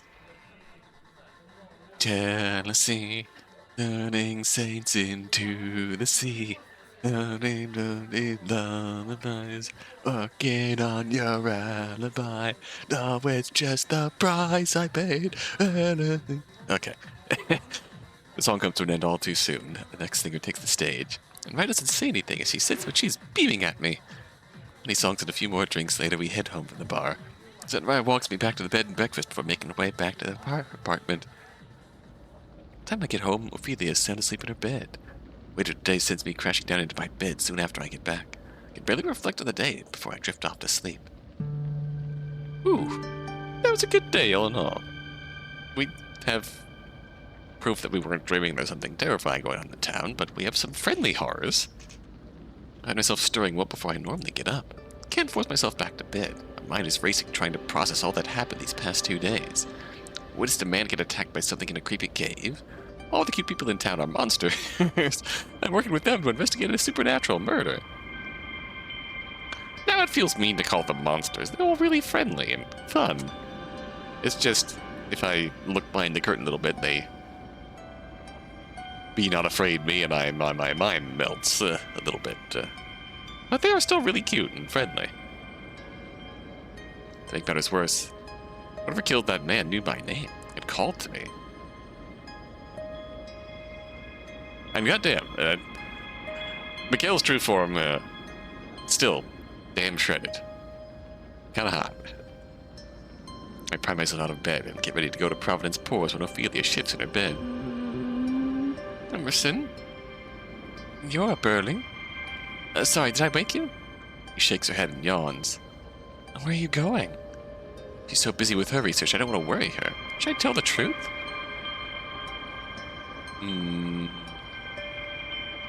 Made some new friends in town. Fun! You have to tell me all about them tonight. I will. See you later, Ophelia. She replies with a nod and a yawn before laying back down. Rest well, sleepyhead. With that, I head out to Providence Pores. When I get to the shop, it seems like Garrett has already arrived. None of the others are here yet, not even Mikhail. Garrett offers me a calm smile as I walk over to him. Even if Ophelia isn't the love interest, and If Ophelia isn't the love interest and Garrett is, I would still be down for that. Well, hello there. Morning. Oh, just sleep. Bad.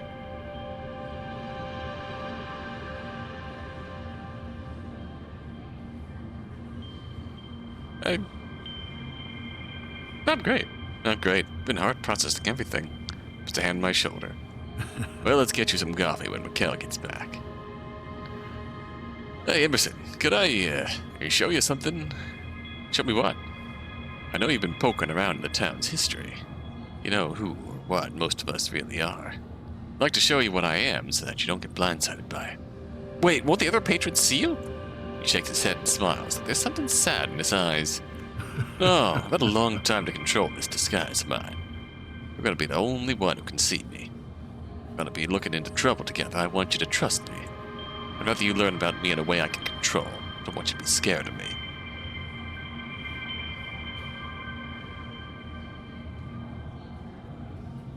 I'm gonna never be scared of you. You're one of the sweetest people I've met so far. Oh, I'm glad you think so. I still want to show you, though. It's probably for the best to know your true form now instead of in the heat of a confrontation. Hopefully we won't get into any confrontations, but better safe than sorry. Garrett nods and closes his eyes. Let me introduce you to the man I used to be. Vision blurs and spots dance at the corners of my eyes. Maybe focus. Ooh. An enormous creature clad in almost armor-like shells looms over me. His heavy arms are as thick as tree trunks, and his carcass bears a few deep scars. Two large, watery cyan eyes fix on me, then a low, familiar voice weaves its way out of the creature.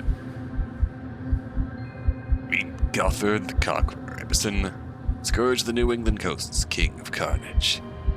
It was quiet for a moment before continuing. Gothard the Conqueror was a warrior, a god of violence and bloodshed. Oh, sorry.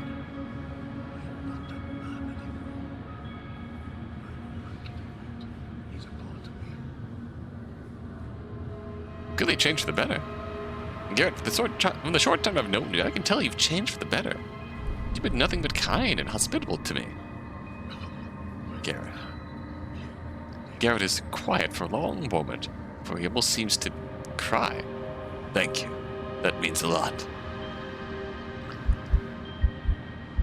Head pounds again. The crustacean monster before me fades back into Garrett's human form. Like I said, I want you to trust me. Thank you for sharing, Garrett. I appreciate your vulnerability. I appreciate you letting me show you. I'd like to talk more about it. The farm is always open to you. Gives me a warm smile before Mikkel and Angelique approach. Mikkel sits down 5 to go coffee mugs. How's it been? So I'm late. I was training the new kid to take my place while I'm gone. Hey, darling. And I was walking Senra to work. Fortunately, she couldn't get time off today. Seems like it's just the 4 of us then. So, we need to find more information about what happened to Faust. Garrett, you said that this may be connected to another case, right? Yep. I found some old papers I was gotta look through. We would have information that'll be helpful. Ooh. It may also be useful to investigate the beach again, or I'd love to come over the crime scene. Same here. Well, there's 4 of us, so I'm sure we can divide and conquer. Kel and Angelique, you could investigate the beach. Garrett could go through the information on the connected case. And I will. Okay, so we have sort of paired outcomes here.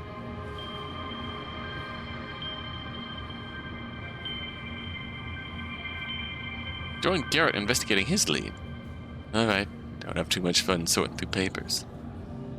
Kel snickers and Angelique gives him a dirty look. You'll meet back here at 4 p.m. Darling. Try not to be late, darlings. Garrett and I head over to his farmhouse to look through his findings. Huh? Well, my instincts aren't right. This isn't a huge conspiracy or serial killer, but I've just got a bad feeling about it. Leads me to a few cardboard boxes full of documents on his porch. Some are cut into neat strips, others are crumpled beyond recognition. Why are these shredded? Huh, funny story. I was planning on raising chickens next season and was going to use the old papers for bedding.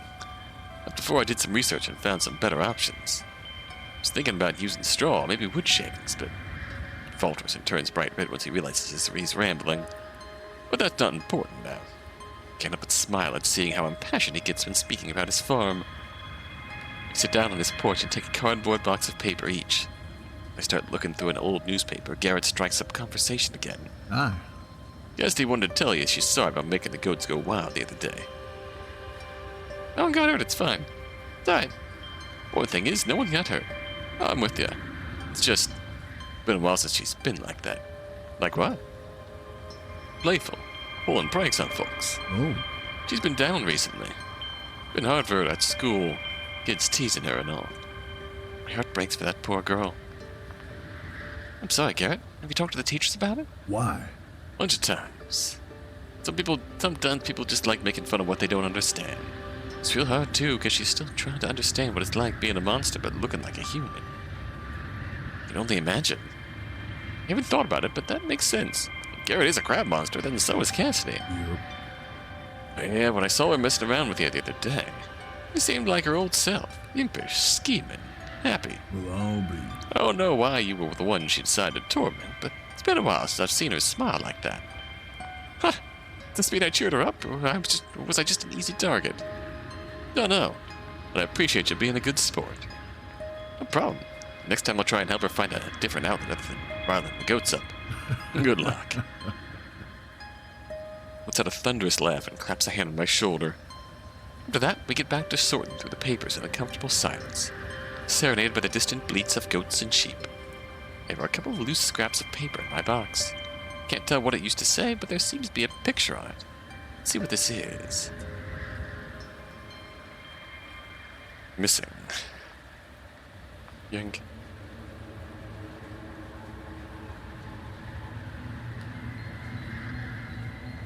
Alice. Something.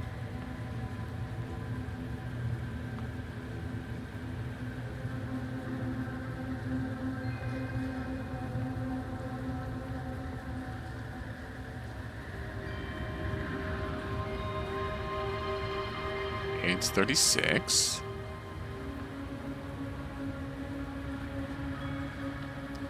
I'm the short-statured woman outside Providence Pours, heading to Sun Docks, blue skirt, blue shirt, red scarf. Alice Porter. Hey, Garrett, found a missing poster for Mrs. Porter.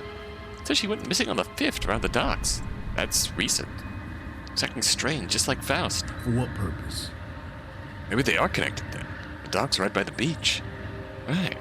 This also says she was arguing with a short woman. Faust also had messages with someone named Daisy. This can't be a coincidence. She would talk to everyone else about this. Couldn't agree more. Clean up the papers and head back into town. It's around 4 p.m. and everyone arrives back on Providence Pours. We debrief one another on what happened during our investigations. Gail and Angelique shared that they couldn't do much investigating at the cave. It was first because a strange creature was blocking the way, demanding fish. Then a horrifying eel monster bailed out of the cave and attacked them. I imagine 2 cosmic horrors were easily able to handle it. They still had to reassure Garrett that they were fine. I'm sorry? What the heck?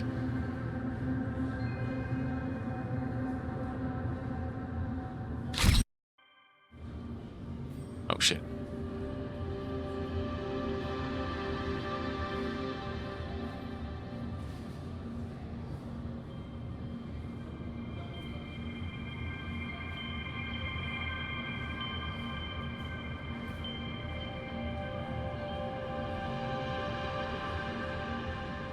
Okay. We're gonna go see. Join Mikkel and Angelique at the cave. Know what it looked like. I'm sure I can help out. Alright, stay safe, you 3. Let's meet back here around 4. Darling. See you then, darling. Alright. Beaches. Ah, Oh, how exciting. Always wanted to be a crime scene analyst. Huh. That checks out. what? What do you mean by that, Mikkel, darling? You love horror movies, do you're goth. Oh, darling, you haven't seen goth yet. This is my casual attire. The 2 continue to banter as we stroll down the beach. I smell something rancid as we approach the cliffside. Overwhelming pressure exudes from the cave, and I feel like I'm being watched. Ah! What the hell is that? Mikkel and Angelique look almost amused at my reaction. Interesting. Oh, these guys like to hang out around the cliffs. What is it? Fish. I can talk? Mikkel stifles a laugh behind me, but I do my best to ignore him. Bing. Fish. The creature nods, the angular lure on its head flopping. Need scales. Need fish. Okay, well, can you move so we can check out that cave? Need fish. Gnashes his tiny teeth at me. Kel rolls his eyes and steps forward, only for the critter to swipe at his legs, tearing at his pant leg with alarmingly sharp claws. What the? The hell? Well, guess we gotta get fish for this thing. Oh, don't look so upset. He's just a hungry little darling. The only thing standing between us and then the crime scene. Say we just... As he speaks, the ground begins to shake. Critter scampers away, but before we can even think about checking out the cave... Oh! A hideous beast barrels out of it, right for us. That mustache, that's Faust. Kel and Angelique are no longer at my side, instead replaced by their true, monstrous forms. The head feels like it's about to split open, and I stagger back through the sand. That thing is locked on me. I can barely hear Mikkel and Angelique's warped voices over the sound of my heartbeat. What is that thing? Get the hell out of here. I force myself to my feet and begin to run down the beach. There I came out of the cave, seems to be right on my tail. I print as hard as I can and slide behind a rock. I stay still, maybe you won't notice. Please.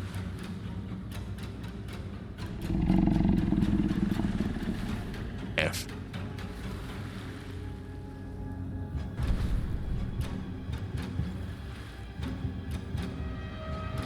Oof.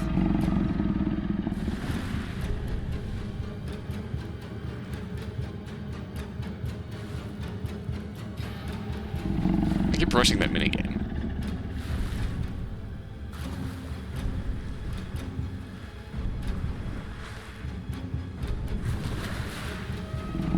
Yeah.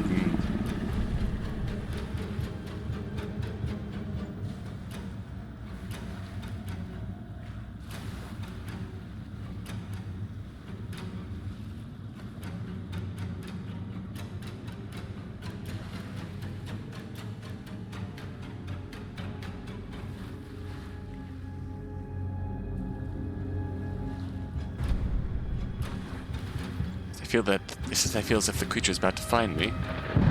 Emerson? Oh, there you are. It's all right, darling. Stand up. That thing is gone. Can't stop staring at the countless eyes dotting her form. Thank you for helping me.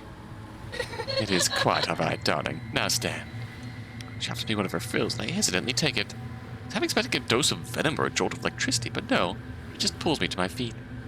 As I stand, I see Mikkel just down the beach.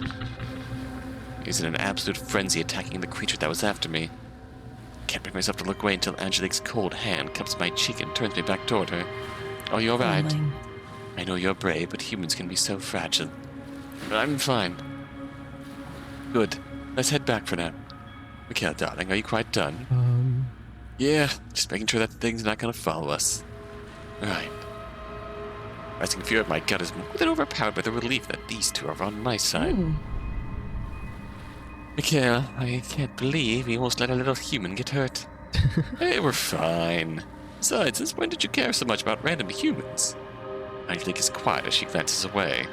Well, they clearly have a special case. They can see us, and they're inquisitive. Ah, so you're interested in studying their mind. I see. I'm right here, guys. Oh, I know. Just messing with Angel. Mikkel, I should electrocute you right here and now. He just laughs, and Angelique's tension slowly melts as the two begin to chat again. I feel a lot better, but still that Angelique and Mikkel whisk me away back to the coffee shop. Strangely nice having two eldritch horrors dote on you. It really is. Alright.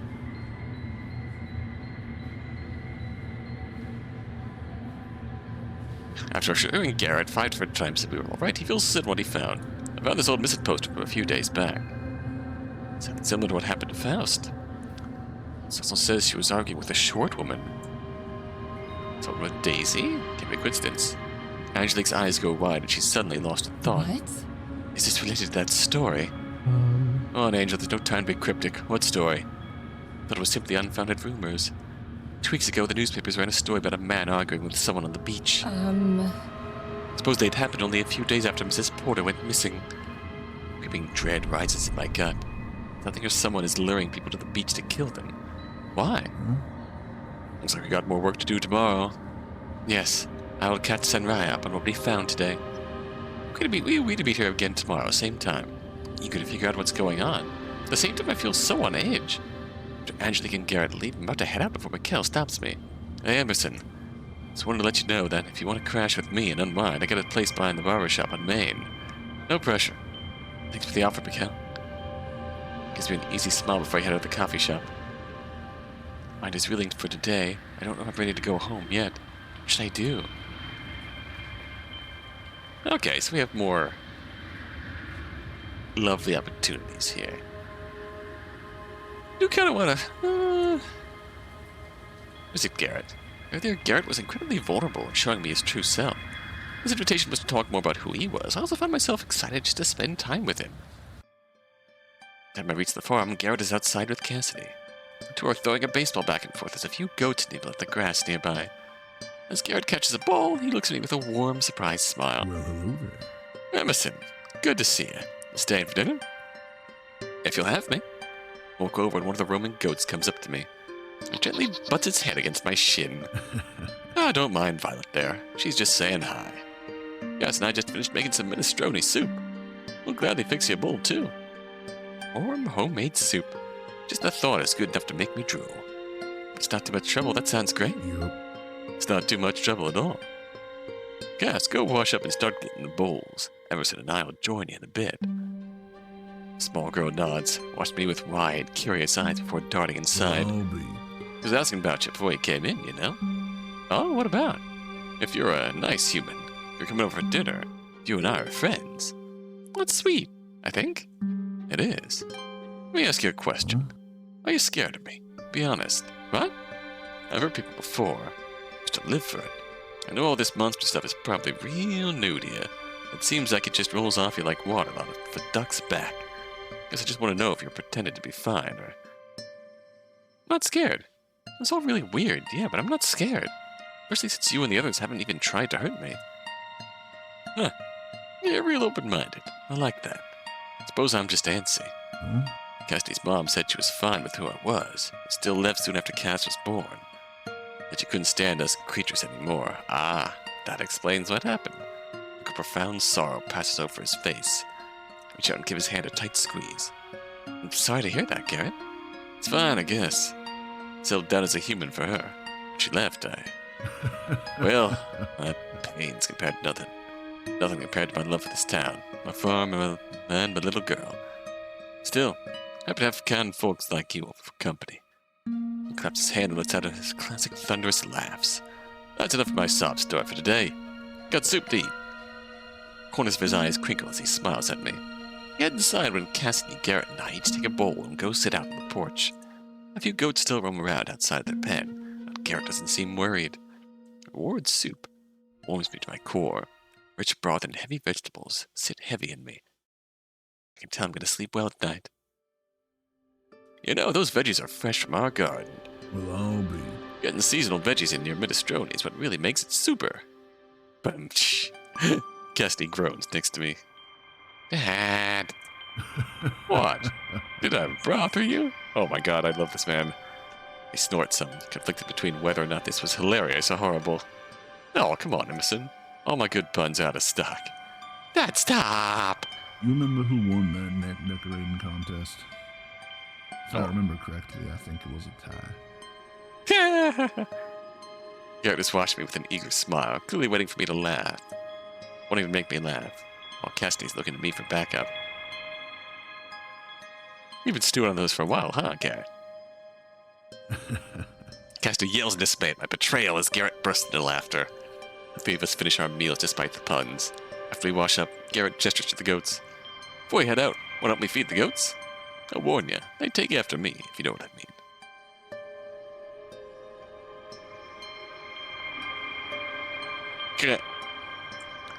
That feels mean to say that. I know what you mean. I actually don't know what you mean. Well, you'll see. Bends down and picks up Violet, the tiny goat that headbutted me earlier. Oh! Oh! Oh, that was legit. I blink and instead of furry legs, the goat has a fish-like tail. Same energy that disguises Garrett and the others must also affect these animals. That's still a cute goat, though. Still, look at this man. These cuties are misfits like me. Capricorns. Those that inspired old Greek mythos and star signs. Little guys flock to Cape Lockehurst. He looks down at the small goat, the Capricorn with pure affection. The little creature bleats softly in his arms and nuzzles into him. Garrett's smile widens and he looks at me. Want to feed it? Absolutely. Kitten, of course. Beams at me. I love animal crackers. Grabs them from the porch and feed her. I do so and gingerly hold out the cracker. Little thing bleats at me and gently nibbles it out of my hand. The next few minutes I sit next to Garrett as he tends to his herd, one by one. Each Capricorn seems absolutely thrilled to bits to be cradled in his arms. This is a fine way to spend an evening. I almost don't want to leave, but soon I bid Garrett good night and head home. As I'm walking back to bed and breakfast, I spot a familiar face. Hi there. Oh, hey, Emerson. Good evening, Senraya. We seem to bump into each other a lot on this road. Just finished my shift at Derby's. How was the investigation? I begin to fill her in when a horrible crash rings out in an alley next to us. Both freeze and... A frenzied woman prowls toward us from the darkness. Wait, that's Mrs. Joan. That's Mrs. Porter. Pale eyes, leathery green skin, and razor-sharp teeth. Despite her grotesque form, she reminds me of that description of Mrs. Porter, missing person Garrett investigated. Can hardly linger on the thought, though. The creature is bearing down on Senraya and me. It seems especially intent on Senraya. Your rent is due. The evil seems frozen in fear before she looks at me, suddenly quite intent. Can hold my own. Go. All right, she's not human either. Still, I feel horrible leaving her alone with this thing. They stand firm and Senraya looks shocked before. The creature lunges at both of us, dart in different directions just before it reaches us, and hear its teeth gnash together as she bites the air. I slide into an alleyway to get away, but hit a dumpster, which immediately draws the creature's attention to me. Silence dead end.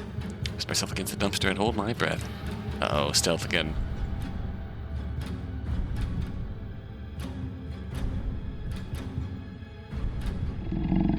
Death, you have perished.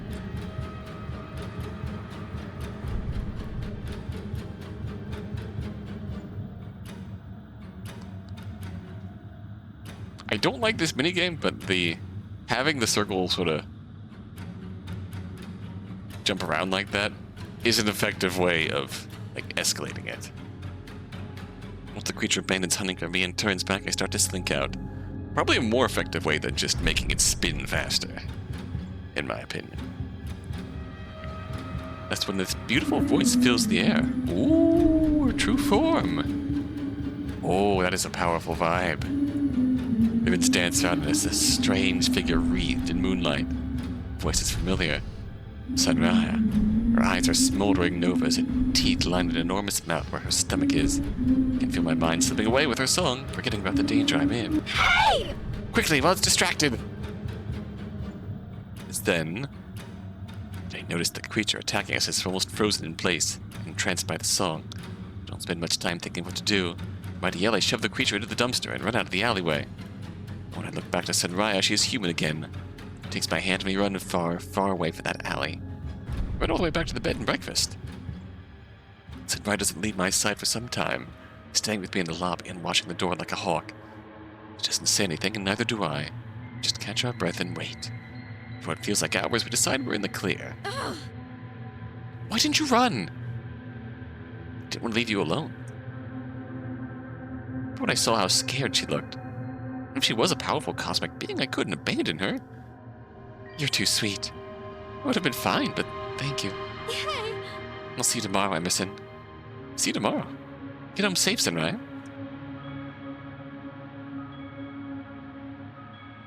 I know I gravitated towards Senraya first, and Garrett is an absolute sweetheart. I kind of like all of it. I kind of like all four of our love interests here. I'm not gonna lie. I will. Ophelia's already asleep, and my body's been begging me to collapse into bed. Sleep comes easily to me tonight after all that running. Don't dream, don't even register that I fell asleep. Just inky darkness and rest.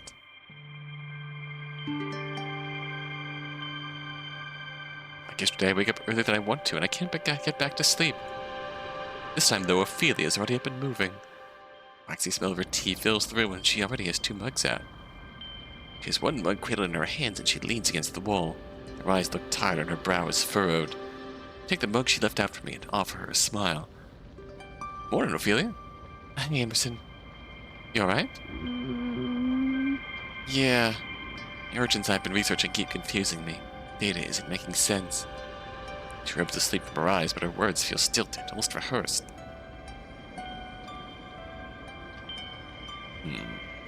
What's really going on? I know you better than that. What's really going on? You always were good at reading me. I'm just getting freaked out by the town. Research has been going well, but I'm getting freaked out by all the rumors about people going missing. People yesterday talking about seeing monsters roaming the streets.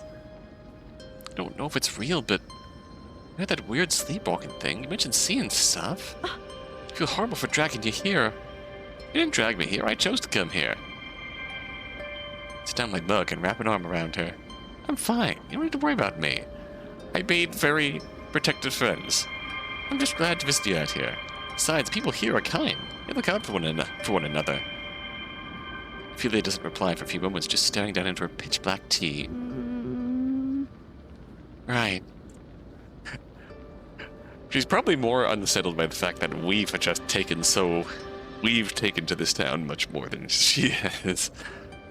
Ophelia, if you want to leave, we can. Obviously, I wanted to stay and finish the investigation, but if Ophelia's this freaked out... No, I still have things I need to do.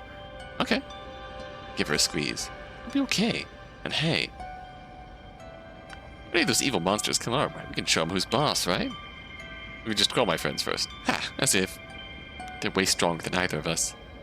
Hey, don't insult my monster-fighting abilities. Ophelia cracks a smile. Again, and it warms my heart. Can't but wonder how the others would tease me after joking about fighting monsters. After sharing breakfast and tea in comfortable silence, we both grab our bags and begin to head out. Meeting up with your new friends today? Are you working on your urgent research? Yeah. See you tonight, okay? Let's get dinner together. Wouldn't miss it for the world. We exchange small smiles before heading our own ways.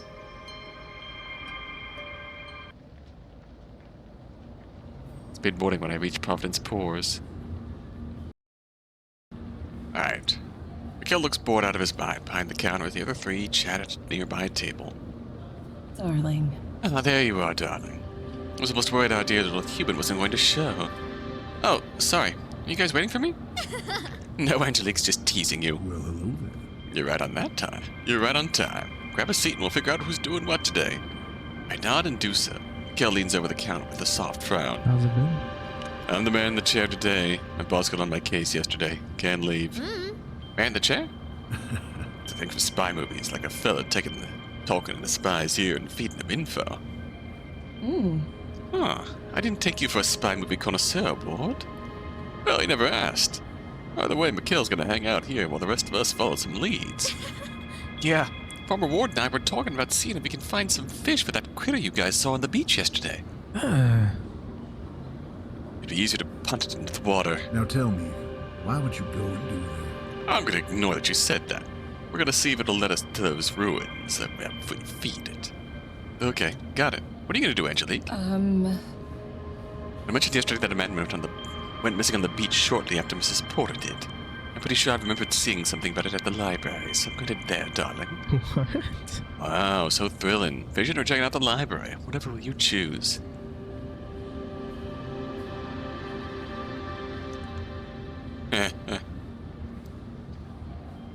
It's okay, we'll get in trouble after you're off work.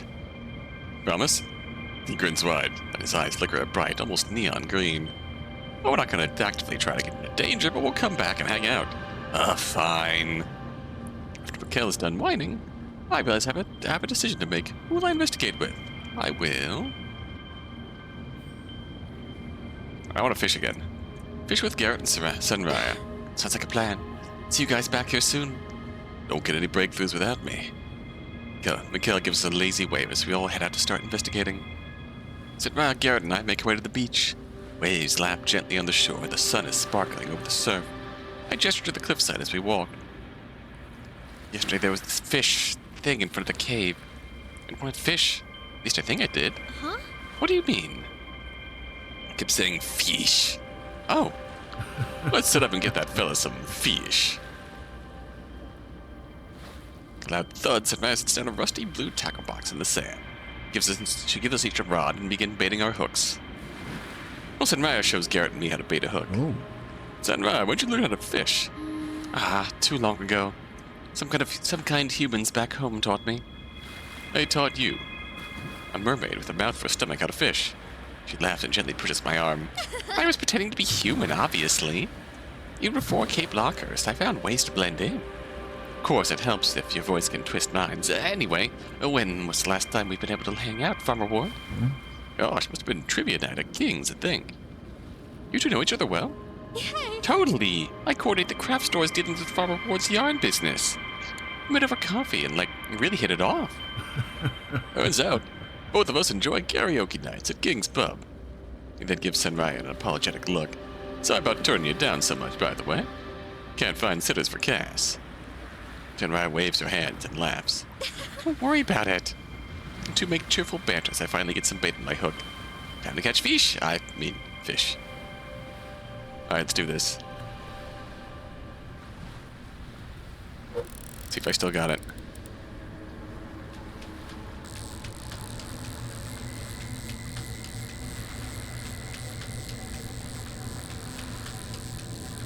I still got it.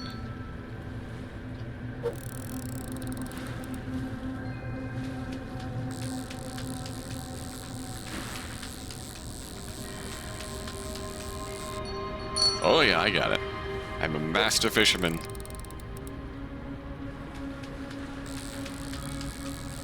Oh, no, no, no, no, no, no, no, no, no, no. No, no. Can I save it?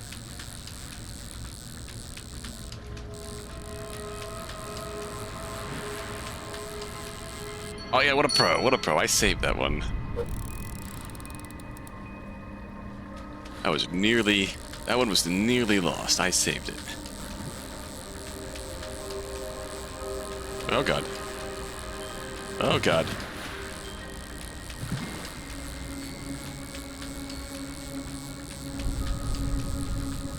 The floating high is what really kills a run.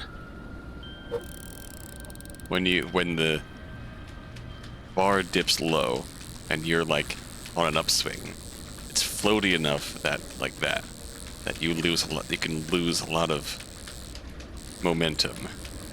If you are not careful. Aye. Wow, this one is being really picky.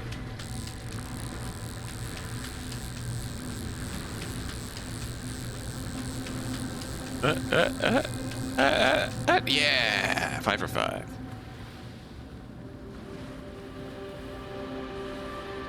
This should be enough, I think. Leave us haul our buckets over to the cave. Sure enough, the critter is back and patrolling the cave entrance.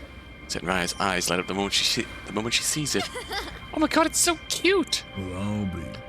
He's just a little fella, ain't he? They're at least a little infectious, and I can't help but smile.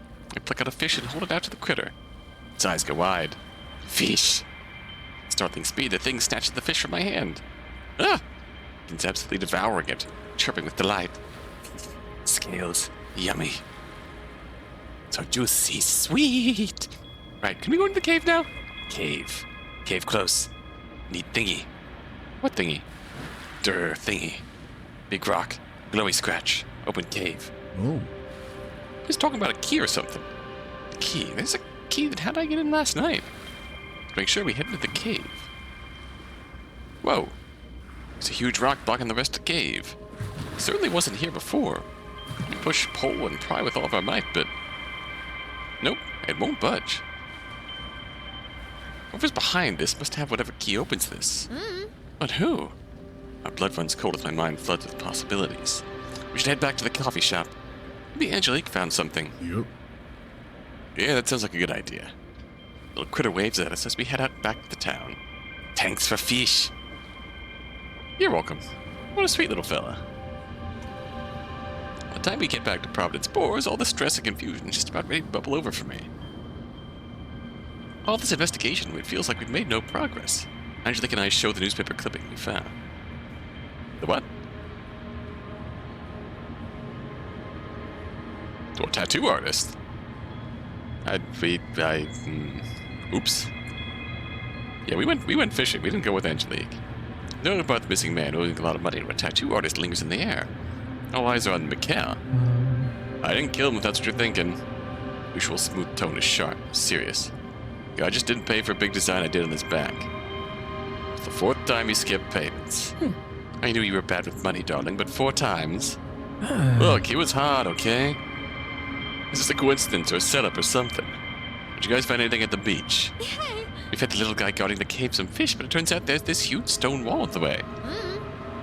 There's an indentation in the stone. We need a key, I think. Oh. Whoever killed these folks hasn't.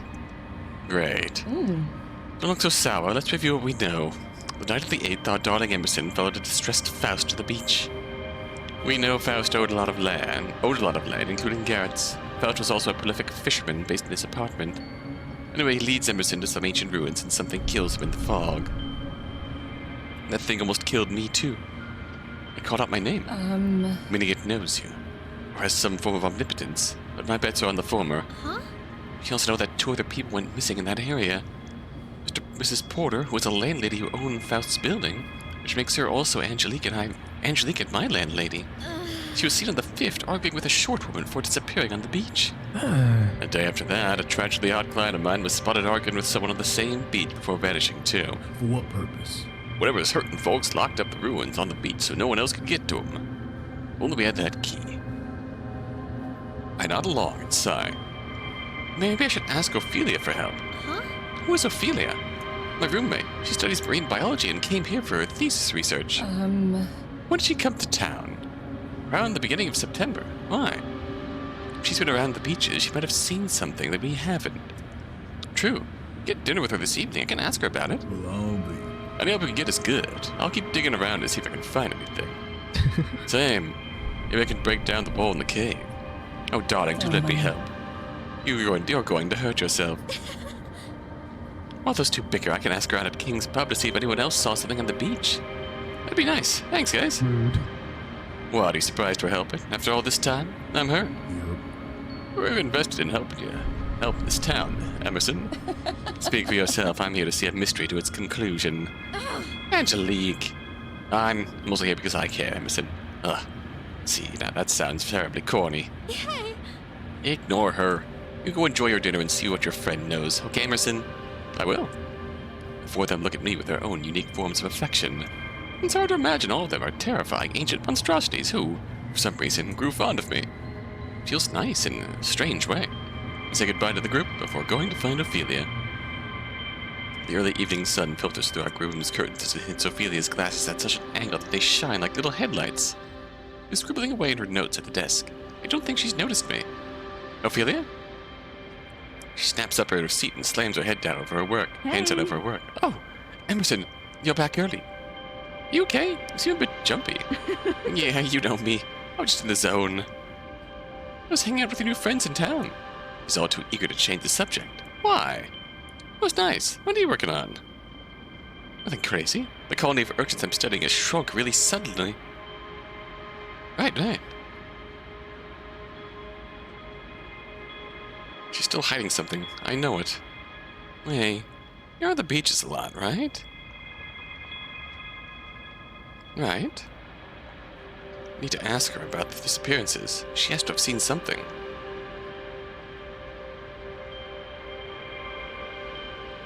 You ever think of people going missing on the beach? Yes, I do. I didn't want to tell you because I know you're still on edge about your experience on the beach. A few nights ago, the 5th, I think I saw a hulking figure dragging a body on the beach. I tried to follow, but it disappeared around the strange corridor doors in the cliffside. She speaks, she watches my face intently. I want to believe her, but it feels strange that she's only bringing this up now. Sounds freaky. Did it seem human?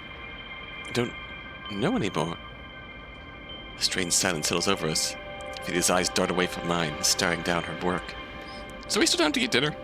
Yeah, I know this is a great Italian place next to King's Pub. My treat. She quickly tucks her notes back into her bag and leads me out of bed and breakfast.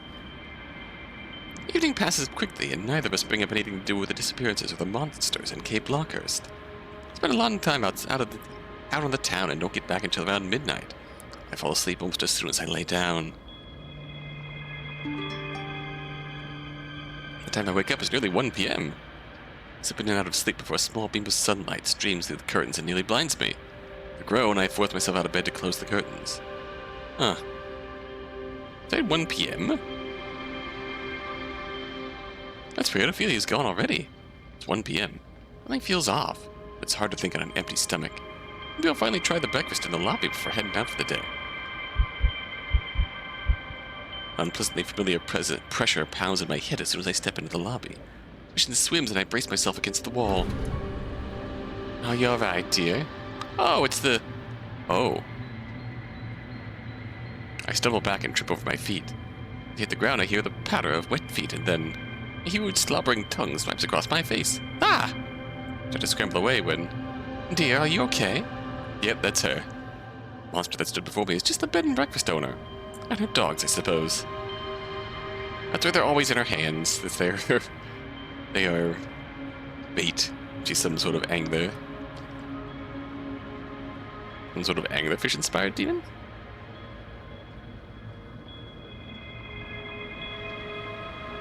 The largest of the pack is still licking my face and patting me, letting out concerned whines. I give his head a solid pat before standing. I'm fine. Just slept funny last night. Ah, I understand that. And I'll be left with the coffee. Your friend Ophelia came by not too long ago. Did she ever say where she was going? No, you'd be in quite the rush, so I didn't ask.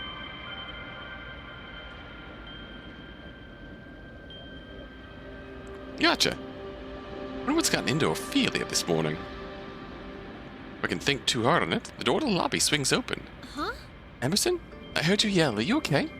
I'm fine, Senra. I just got started. Wait, why are you here? Couldn't stop thinking about the key to the ruins. I swore I saw something on the beach that looked like it could be the key. Went back down and looked for hours. That's when I found this. She had a small chunk of stone in her hand. It's dark and smooth, with a few sharp edges indicating it's just one part of a larger whole. A few deep scratches in it form partial shapes, and I can see the faintest bit of pale green light in the crevices. It's only a small piece, but we can find the rest with the killer. I said, right, this is great. Let's go take a better look at my room. All right. Get up the stairs and back to my room.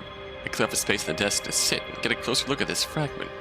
It's cold in my hand, and the corners of my vision blur the longer I stare into the pale light spilling out of it. Without realizing, I'm tracing the carved shapes with my thumb.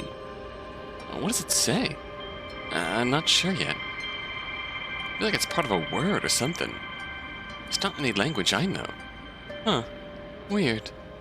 I hold up the window, letting the late morning sunlight catch the carvings. As I do, the pale light seems to glow brighter. Stars dance in my vision.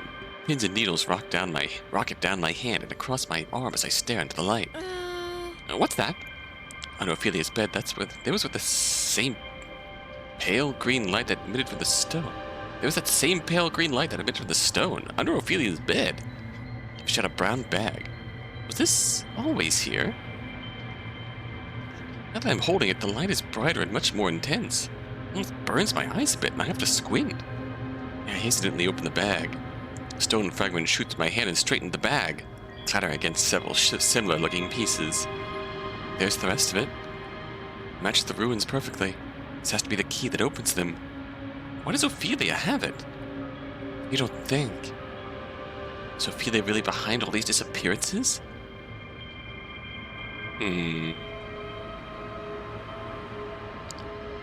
Something else at play. No, there has to be something else at play. Ophelia's kind and loving. She would never hurt anyone. At least I hope that's the case. There has to be more information that explains everything. This really is the key, then we should go to the ruins. Yeah, I just hope there's no one there waiting for us. The bag is heavy in my hands. I tuck it inside my coat and we head out to the beach. I feel a bit lightheaded, like I'm standing at the end of a very tall ledge. Once we enter the ruins, we're either going to be met with disappointment or... No, I know we're going to find answers there. We have to. What killed those 3 people and turned them into horrible monsters? What caught out my name in the fog? She is the one who found us. Like the same vibe that we get before we met our friends in their true forms. I feel like we had that in the fog. And then, next thing we knew, Ophelia was there. We're gonna find that here. I know we will. Just wish my hands would stop shaking. Hey, is everything okay? Yeah, just nervous. I am too. Really? Even though you're a monster? Yeah. I don't like violence or anything like that. I only ate people back in the day because I had to. Even if I'm scared, I'm not gonna let you do this alone, Emerson. He takes my hand in hers and squeezes it tightly. For a brief moment, my anxieties melt away. Thank you, Senraya. No problem. Well, let's go, Bebs. Make our way across the beach back to the cave. The tablet fragments are heating up in my hands. Symbols glow faintly, and then I hold it up to the door. Oh, hello. Alright.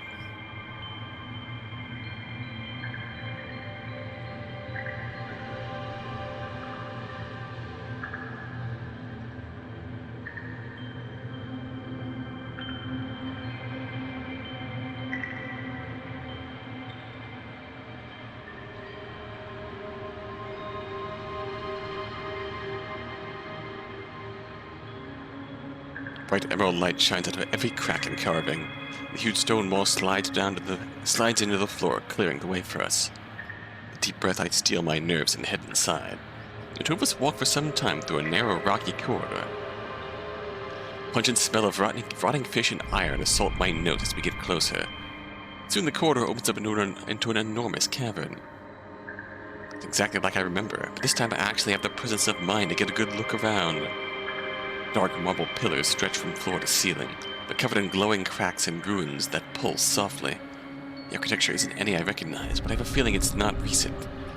Light dances around the cavern as if projected by mirrors, making it hard to gauge just how big this place is. Step a little closer to the strange pond in the center of the room. The fog rising out of it isn't nearly as thick as it was last time. Now that I can see it better, it looks like it's filled with water. And there's something glowing deep down there. As I step away, I notice that the three of the pillars surrounding the pit have crimson stains smeared across them. Is that blood? I hastily approach one of the pillars. Yes, without a doubt it's blood. But it's not just haphazardly smeared on there like I thought. It's almost like it's creating some sort of shape, like a diagram. I put it something as I lean in for a closer look. A fishing rod. Faust's fishing rod. Whip around one of the other bloody pillars. A tattered piece of a red scarf lays at the bottom of one. The other has a fine leather jacket with the letter A painted across the back. This has to be a ritual of something. Senrai doesn't say anything. She just steps closer to me and takes my hand. Looks like there are some notes by those rocks. Hopefully those will shed some light on this mess. Flip through the pages. Written in a fine hand in black ink. Whoever wrote this wasn't in any rush. First couple pages are filled with detailed descriptions of the cave's measurements, the water's pH, and the alien language lighting the floors and pillars. Ophelia was studying this place, wasn't she? There are a few sections that catch my eye. What should I read next?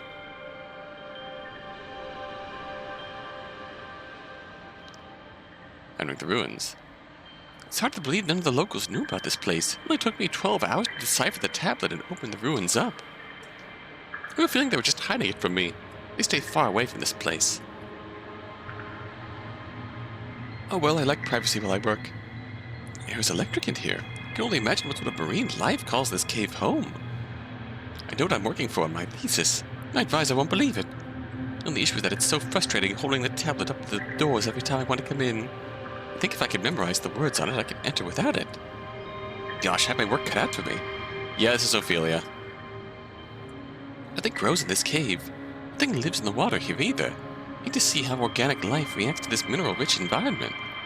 3 days ago I introduced some minnow, a black sea bass, and some shrimp to the cave pond. They're already changing. Discolored scales, more eyes, increased size far beyond what is normal for their species. They look almost aware of me, of their transformation. They look hungry. Incredible. Absolutely incredible. Accelerated mutation. If they survived, then the water at Cape Lockehurst could revolutionize science. She throw these people into the water, and they transformed into fish creatures. What could it do if it was, I suppose, something larger than a fish? What should I be next? Oh boy. This town is overflowing with intense energy, and I think I've pinpointed where it's strongest. A small pool in this cave, has tremendous capabilities.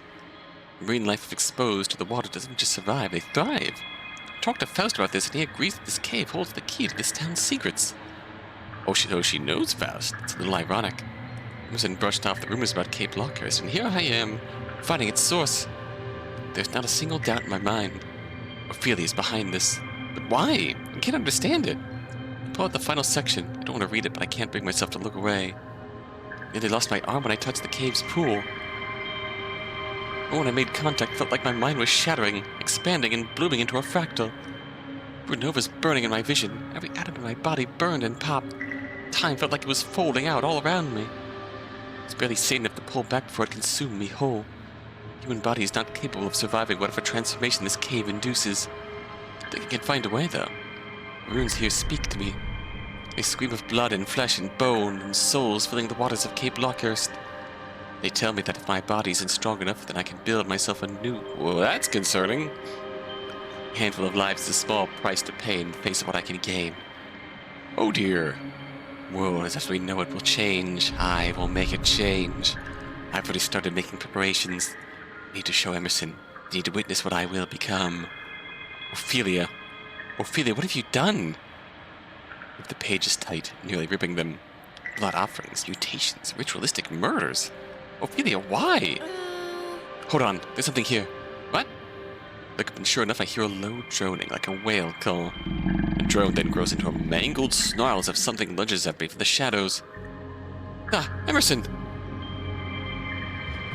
Pain shoots through my body as I hit the ground. I can't catch my breath. Something is standing on top of me. A leathery gray beast stares down at me with milky white eyes. Its jaw hangs loose from its skull, jagged teeth shooting out at all angles. A horrible crack, its jaw opens wider. Emerson. The sound doesn't come from its mouth. It's everywhere, worming its way through my head. Emerson will witness. Hey! Emerson! Tremendous force impacts the beast, pinning me down, and slams it against one of the pillars. A haunting howl booms around the cave as Senraya, Our Lady of Reaching Tides, swoops through the air toward the creature. Her enormous mouth gnashes at it, but it deftly avoids her. Monstrosity rears its ugly head again, staring right at me. That voice splits my skull again. Emerson will witness. It lunges at me. You have perished. Oh, that was close.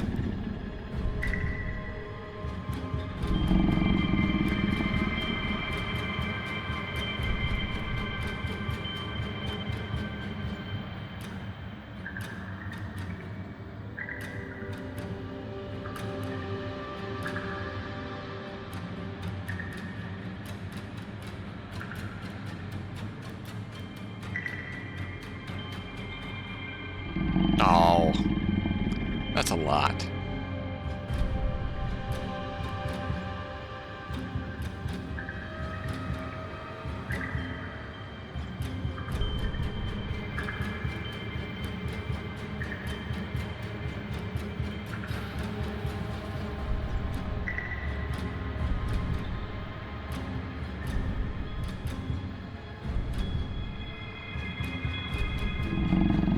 Oh. That's a real lot to ask here.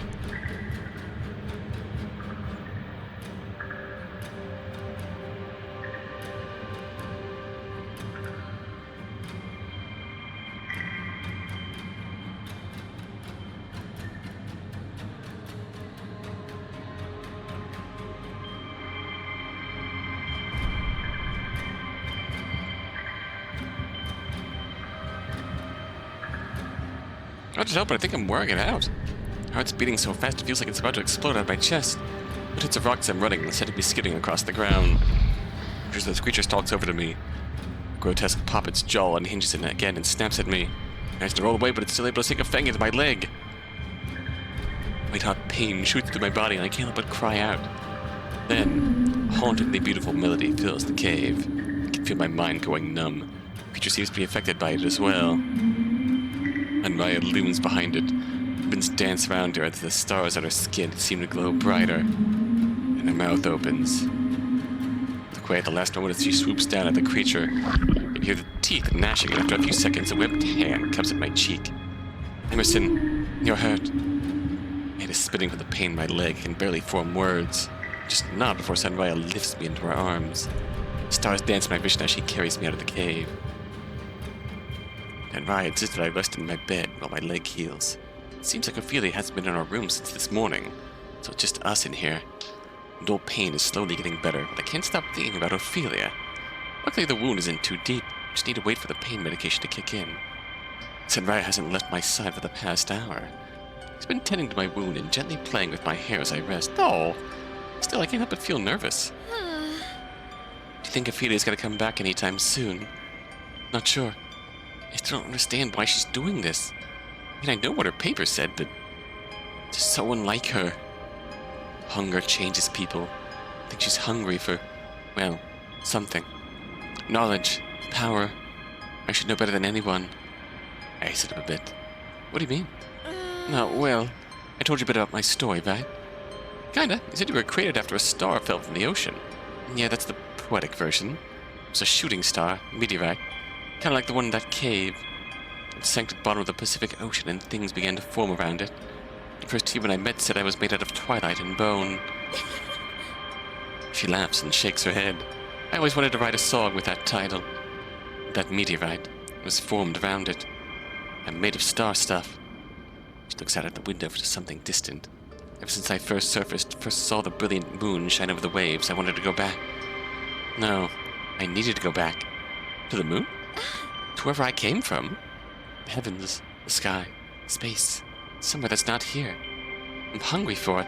So hungry. I can't get there. I don't know how.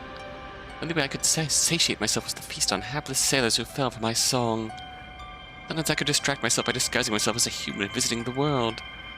Festivals, markets, hell, even just getting attention from humans helped. But nothing fixed me. Nothing could fill the hole in my heart. I reach out and put my hand on hers. Gives me a tender smile and sits on the bed next to me. That's why I came to Cape Lockehurst. Something about this town that dulls the hunger. I can think clearer. I don't feel a need to eat people nearly as much as I used to. She looks off and out the window with a smile. He said she needs to go back to the cosmos. I feel a twinge of sadness at the thought of her flying off into the night, never to be seen again. In this short time, it's been nice getting to know her and have her to rely on. Is something on your mind, Bebs? Wait, Bebs? Oh, it's like a term of endearment. Ah, I see. Well, something is on my mind. Once you get back to the heavens... We visit? What? We visit humanity after leaving? I'm embarrassed at how sad I sound when I ask that. Oh, of course I will. Well, only the people I miss. I'll visit you, don't worry. Heck yeah. If I make it up there, maybe I could take you and show you the stars. Wouldn't I suffocate up there? Just to be happy picturing it. She lightly shoves me and laughs. Guess that makes me curious. Would you come with me? To the cosmos? She nods and stands. Her form shimmers and... A large serpent woman descends to the sky, singing and asking you to join her. She wants you. She wants to show you the stars. She wants to hear your stories about humanity. She wants you to sing her your human songs as if it's karaoke night. She wants to chat like you were friendly strangers who bumped into each other on the street. Would you take her hand? Without a doubt. And Raya's starry eyes go wide with delight. Really? Ah, I wish that could be real. It sounds so fantastic. Like it's right out of a fairy tale. One day, I will return to the heavens. She shakes her head and dramatically falls back onto the bed, human again. I laugh a little at Senmai's theatrics. Maybe one day. She sits up. I'm serious, though. When I get up there, when I can touch the moon, I want to take you there. I think it'd be fun. I'd like to get to know you more, to show you the world I love so much. I'd like that too, Senrai. Don't know how we'd ever get you back there, but it's something you really want. I'll do what I can to help you. Emerson, thank you. Of course. I'll do anything to help you with this nonsense. Make sure no one else gets hurt. I promise. Her smile pushes dimples into her cheeks, and I can't stop staring at her. Wish I could see that smile every day. Her cheeks are flush, and the moonlight streaming in through the window lights up her eyes. Oh.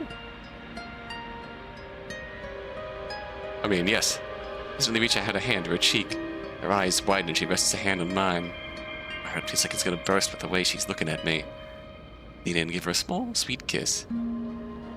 Does this mean there's a path where we can kiss, Garrett? Hell yeah.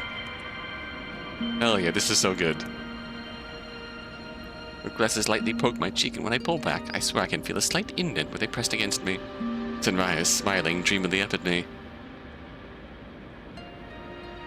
Look at the whole night sky for you. How romantic. The moon, the stars, I'll make sure they're yours again. And Raya laughs and gently hits my arm. Stop, that's so romantic. What? Should I not say it? No, you should, I just... Oh, she can't stop laughing and it's making me smile like an idiot. You're making me blush. Is that the point? I guess. We spend the rest of the night chatting and joking around. She eventually orders us food from the only Mexican restaurant in town. The moon shines bright over us, and God, is it beautiful. I said I missed you. It's been so long. But Lockehurst, you should totally come visit me. I'm doing research I want you to see. Ophelia, you need to be here. Come to the cave. Oh, that look you need to witness. Witness what I will become. Is that a Friday? Hang on, let me check something here. Yeah, October 13th, 2006 is in fact Friday the 13th. When did I fall asleep? Looks like Senrai is also asleep. She slumped over in one of the chairs across the room. What the hell was that dream? My heart is thundering. I force myself to my feet and make my way to Senraya. Senraya, get up. We need to go. Emerson? She yawned before looking up to me with a sleepy smile. Hey! Morning. Good morning, Senraya. I need to go back to the cave. I had a weird dream. Oh, I see. Can you walk all right? Yeah, just a nasty scrape. I'll be fine. She stands and furrows her brow. What was the dream? It was Ophelia. He said I needed to go to the cave. Well, that's not great considering, well, everything. We should bring everyone to the cave. Let's go. Give a weak nod as we rush out of the room. Normally wouldn't put much stake in dreams, but also normally wouldn't be dealing with the supernatural.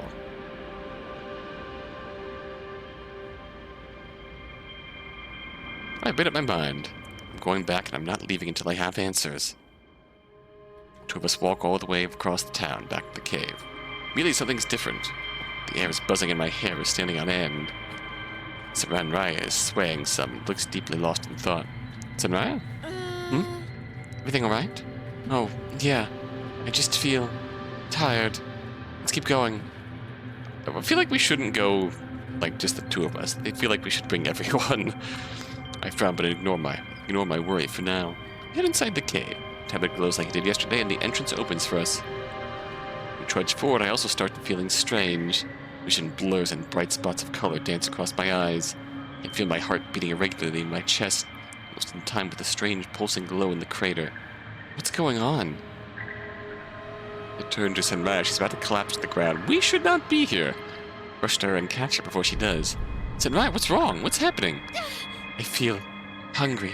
I can't focus. The water. The water? I look over my shoulder with the light spilling out of the pit.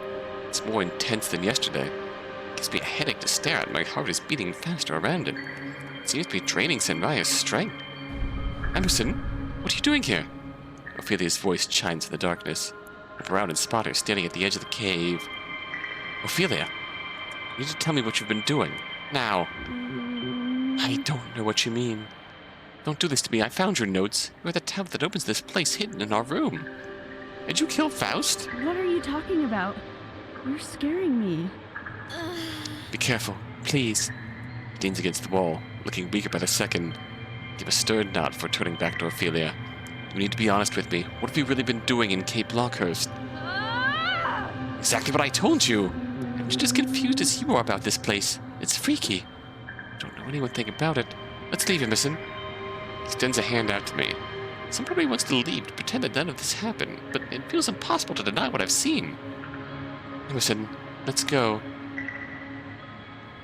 Ooh, this feels like an ending. Let's see. Okay. Reach out and take her hand. A slow smile spreads across her face as she holds my hand tight. Emerson! And Raya struggles to her feet as bright runes begin to slice through the air around her. Human form flickers before falling completely. She lets out an agonized yell and falls to her knees. Listen, Raya! I tried to let go of Ophelia's hand to rush over, but she has me in a vice grip. What did you do? I yank on my hand in vain. Similar strange runes begin to glow around me, too. Shh, just be still and watch. Witness the culmination of my research. You finally let go of my hand, but my body feels like it's turned to stone. Ooh. 5 should be more than enough. Faust, Mrs. Porter, Atlas. Only then did I notice the 3 other figures in the cave with us. Though they're all limp and lifeless, it's hard not to recognize their monstrous faces. He turns over his shoulder and grins wildly at me. Now you two. Your bones will be the foundation of my breakthrough. Thank you. Ophelia, stop. I don't think I will. He steps to the edge of the pit. A light shines harshly on her glasses and a terrible laugh erupts from her. Ready to see what I can become? Ooh. Maybe there are 4 endings. Witness. Nothing I can do. My body won't move. I'm glad you came to visit me, Emerson. The light spilling out of the pit is overwhelming. My ears ring and every single nerve in my body lights up. Ophelia! I cry out with the sound as I'm carrying. Can't hear anything at all. My mind feels like it's fracturing in my skull, and the last thing I see is Ophelia standing over the crater with her arms open wide, as if waiting for an embrace. Ooh.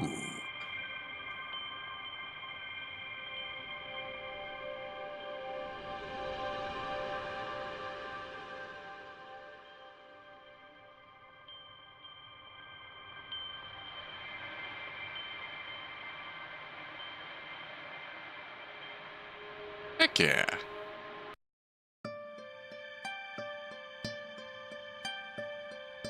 Oh, I'd love some kind of extra screen.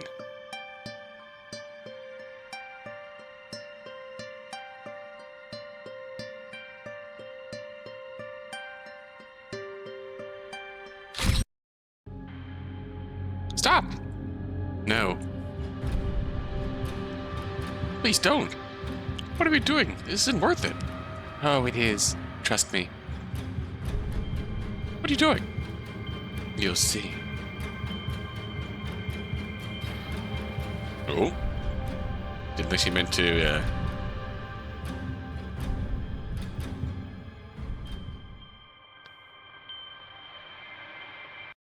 Alright, so, taking your hand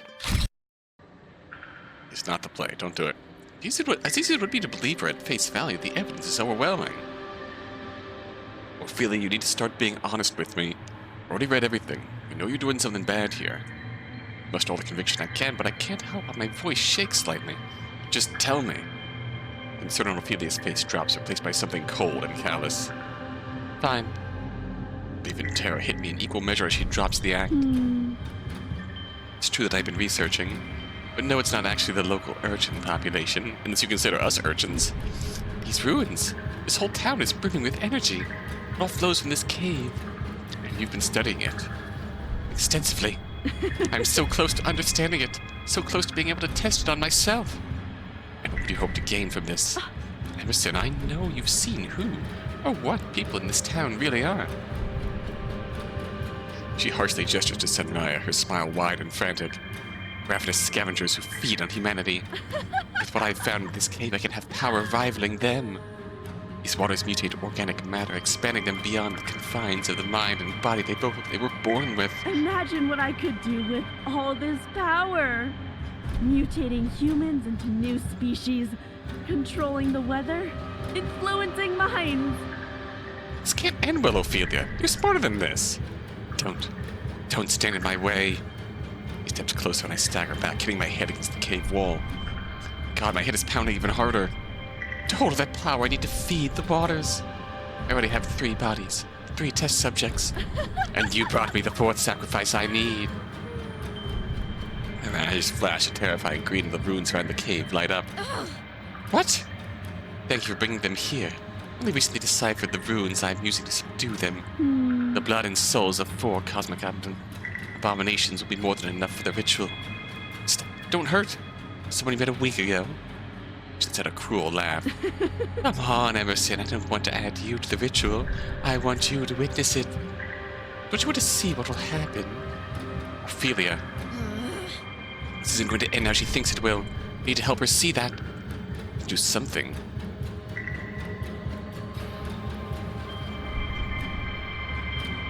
Try one more time. Ophelia, you can't do this. You don't know what it'll do to you. Please, this isn't you. It's too late to beg, Emerson. Guess I have no choice. Doing this for your own good. Doing what? Rush forward, ignoring the fiery pain in my legs. I try to wrestle Ophelia away from the cave's pit. Emerson! He yells out and pushes me down. I hit the ground hard with a loud crack. Pain rockets through me and I can't catch my breath. No! Stay down. Emerson, are you okay? A surge of strength, Senraya seems to push through the intense aura permeating the cave. She wraps her arms around me and lifts me into the air with her. Emerson! Why are you standing in my way?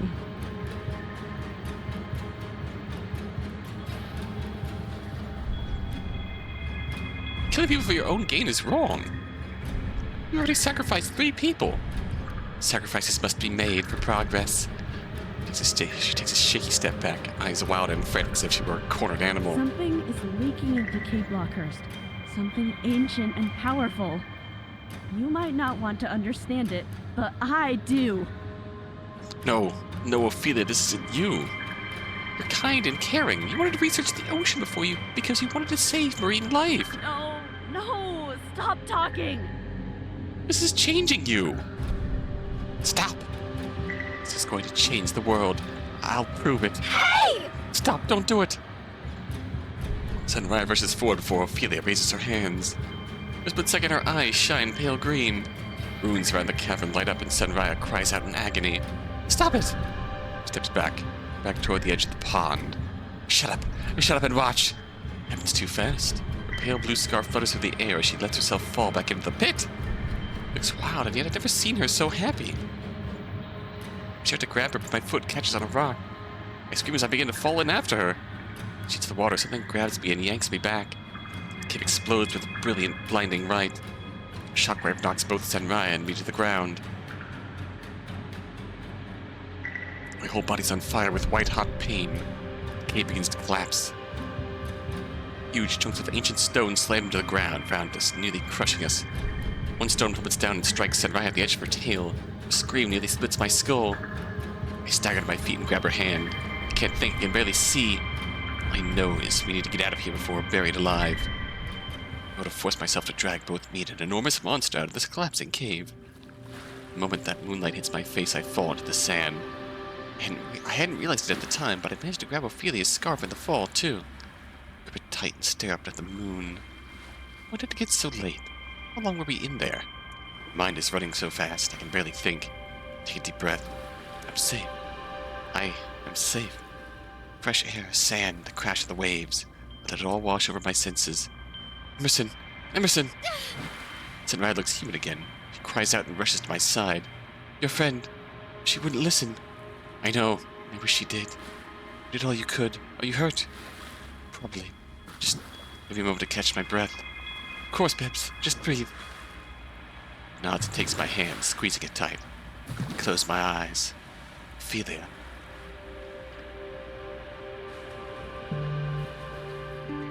Oh, May 14th, 2007. For their outstanding work in the field of anthropology, the Chambers University of Rhode Island is pleased to bestow Emerson with the Chambers Seal of Honors. All alums from our university go out to make this world a better place, and Emerson has revolutionized the field before even receiving their diploma. Their research into the town of Cape Lockehurst has paved the way in modern anthropology. I don't really register what the dean is saying. It's all the same tired script anyways. What happened to me in Cape Lockehurst isn't worthy of any honors. No one here even knows what really happened. As far as they know, I managed to uncover old ruins and document them. No mention of monsters or eldritch abominations. It's even worse when all those accolades are met with sympathies over Ophelia's mysterious accident. Couldn't tell people the truth. Who would believe it? It's hard to stand here and accept this award with that chair in the front row. Oh, an honorary degree and a chair at the commencement. I can't look at it, at her. Every time I do, I wonder if I could have done anything different. How did Ophelia fall so far? What did she think would happen? Why was she willing to kill for it? I'm not sure if I will ever know. All the answers are with Ophelia, buried beneath Cape Lockehurst.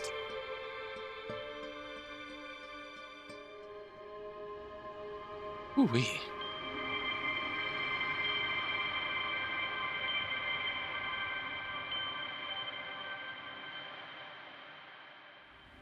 It's colder than usual. Lockehurst beaches look the same, though. Cleaner. Someone really needs to do something about the litter here. It's been more than a year since what happened in the cave. The time in Lockehurst certainly left its mark on me. Only because it advanced my studies, but the cut I got in my leg last year still acts up. Thought it was a small cut at the time, but, well, I shouldn't be surprised. Nothing about Cape Lockehurst behaves how it normally should. We wanted to come back and reminisce. Only Ophelia was here with me. And still, I can't say I'm all too happy to be back. Senraya. Not long after I left, Senraya discovered her close encounter with whatever magic was in that cave had changed her. Whatever was keeping her chained to Earth was gone. It returned to the cosmos where she belonged. Oh! She stayed just long enough to watch me earn my degree before vanishing into the night forever. I wonder, did you make it to the moon? I craned my head up and looked at the sky. Was it getting darker? An eclipse? Right now? I've certainly seen weirder things, but it still catches me off guard. There's no way an eclipse should be happening right now in this exact spot in the world. Unless someone's sinking down at the beach. Immediately run toward the song, ignoring the pain in my leg. And I see her. She's absolutely glowing in the moonlight. Her cheeks are flush and her eyes are like glittering jewels. There's a radiance around her. She almost feels like a goddess. I stumble to a halt in front of her and I can hear her laugh through her song. She leans down into me. Her large, webbed hands cut my face. I feel so small before her and I can't stop staring. She brushes some hair from my face before leaning in further. There's a brilliant flash of light and Senraya is gently kissing me, though now I have to lean down some to meet her human height. Wrap my arms tight around her before eventually letting go. She laughs softly and tilts her head, her dark curls tumbling over her shoulders. Miss me? Aww. Heck yeah. Curiously, if we force her to stop, we just skip right to this. Let's see, things should change a little bit. Emerson? Flinches as I touch her and pushes me down. Okay. Been through this. Stay down. Emerson, are you okay? Senraya pushes free. Ophelia, please, listen to me. I care about you. Stop this, please. Emerson. Why are you standing in my way? I ignore her question and step toward her again, wincing through the pain. You're not a killer. Something here made you desperate enough to take someone's life. She takes a shaky step back, eyes wild and frantic as if she were a cornered animal. Something is leaking into Cape Lockehurst. Something ancient and powerful. You might not want to understand it, but I do. No, Ophelia, this isn't you. Kind and caring. No, Yeah, well, no, see stop this? talking. It's just changing you. Stop. Tears prick in her eyes when she grips her scarf tight. I spent nearly every day this week confiding in you. Told my worries, my fears about this town. You sat and listened, knowing the whole time you were behind it all. I want to believe that the caring person you were pretending to be is real. Somewhere deep down. If you are still that person, you need to stop this. All of my work. Just take a step back and look at yourself. I've always loved learning and trying to understand the unknown. Are you ready to sacrifice your humanity for it? She stares at me, tears streaming down her cheeks, fogging up her glasses. Her knees begin to tremble and she collapses to the floor. Oh, God. What have I done? I sink to the ground with her, wrapping her in my arms. She lets out a deep sob. The full weight of realizing what she's doing is hitting her hard. cries echo through the cavern. She clings to me, muttering apologies and begging forgiveness. I can't bring myself to speak, so I just hold her tight, bathed in the emerald light of the ruins. Oh, we're both here. Oh, they're outstanding work in the field of anthropology and marine biology. At Chambers University of Rhode Island is pleased to bestow Emerson and Ophelia Punchar with the Chambers Seal of Honors. All alumni from our university go to a better place to do. Make a very life, and Dean's words washed over me at the time. I was too lightheaded from all the attention being on me. I remember my hands were trembling, but I couldn't stop smiling. Call me prideful, but being recognized during commencement is absolutely a dream come true. Though it was surreal hearing about how my time at Cape Lockehurst was revolutionary. For me, it was the time I nearly lost my best friend. Even still, Ophelia was standing next to me during commencement, being rewarded just like I was. That October in Lockehurst changed her. He vowed to keep it secret, but that didn't stop her from working herself to the bone to undo the pain she caused. The 6 of us, Ophelia, Mikhail, Garrett, Senraya, Angelique, and I, worked to safely destroy the cave. We need to make sure no one was ever tempted by power like that again. Ophelia wasn't satisfied with that, though. Shortly after graduating, she abandoned her research and joined a marine wildlife rehabilitation program. She threw herself into conservation and habitat restoration. Every month I get letters from her about all the work she's doing. She's clearly happy there. I hope one day she can forgive herself for what happened in October. I know I'll never be the same. What I found in Cape Lockehurst must just be the tip of the iceberg. Besides, I have a shiny new degree in anthropology and folklore. I have no excuse not to learn all I can about the creepy and cosmic world that's revealed itself to me. How to put this human curiosity to use. Oh. Now do we still get Sunrise's epilogue?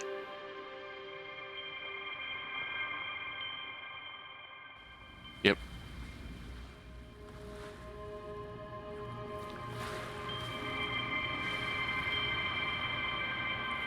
So the Senraya to return to the cosmos. Reach make it to the moon. That's powerfully adorable sentence. I sure have, Babs.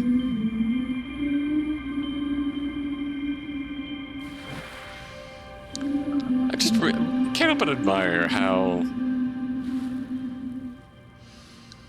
they've managed to make in this game a town full of cosmic horrors feel so cozy and inviting. Of course, I have, and Senrai is gently kissing me, sweetie. Miss me? That is still really sweet. Aww.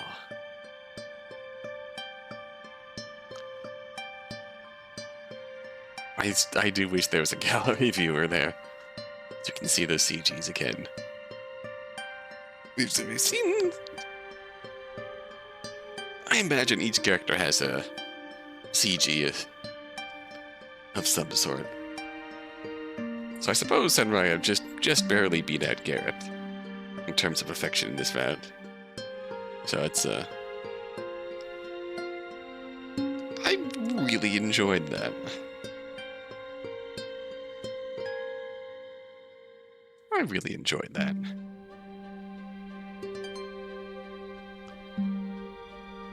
And yeah, they like.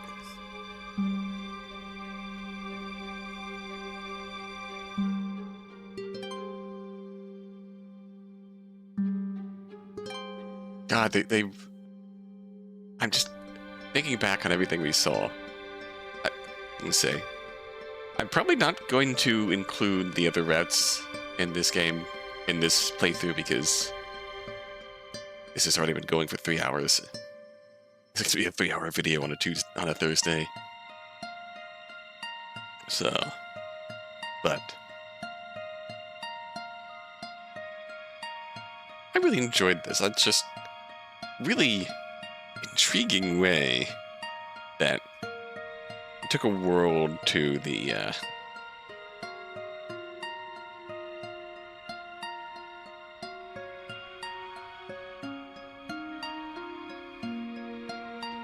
like it took these made Cape Lockehurst like a haven, a sanctuary for just supernatural eldritch beings. Beings with unknowable presence and knowledge who want to live as humans. And this place is a place where they can do that and keep themselves under control and coexist with humans.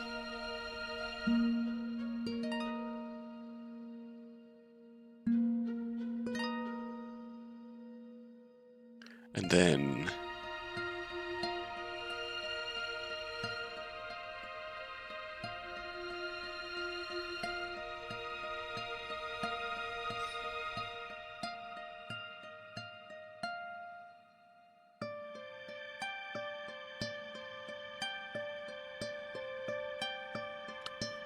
yeah, then the major human character involved ends up losing control of themselves, tempted by their curiosity, and ends up doing horrible things to the beings in this town. Like, it's described as like Cape Lockehurst functions fundamentally different from the world around it. In that sense, everything's turned on its head.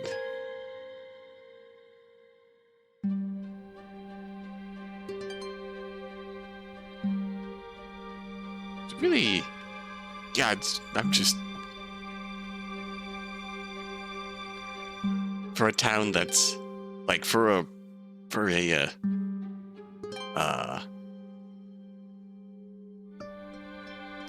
Lovecraftian inspired port town, which is always described as like really unsettling, dark, drab, unusual. It is still almost yeah, it like this town and our time here is really warm and welcoming. I was gonna say it's cozy, and the supernatural horrors in it are cozy and friendly and lovely. It's really something else.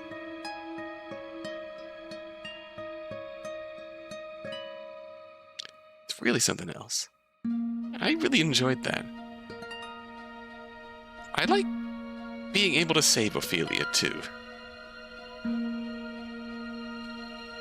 It just really at its core showing that whatever was in that cave, even if that's the source of what like helps the supernatural, these eldritch beings keep themselves in check, it's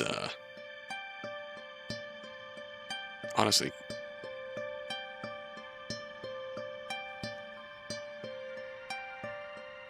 quite lovely.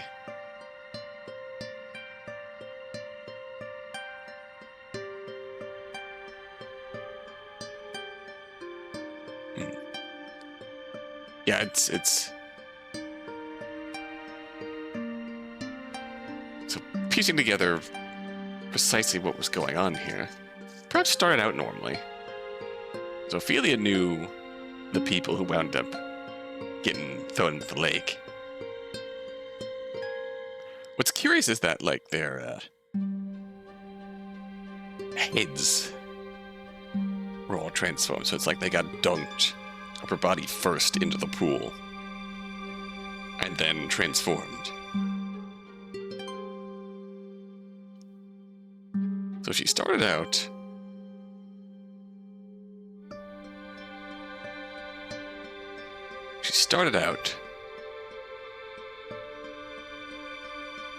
probably just researching the wildlife, stumbled upon the cave, found her way inside, and started studying the cave itself and the strange things inside. Well, she really did take a page out of Emerson's anthropology and started, like, actually researching the markings of the cave and working through them.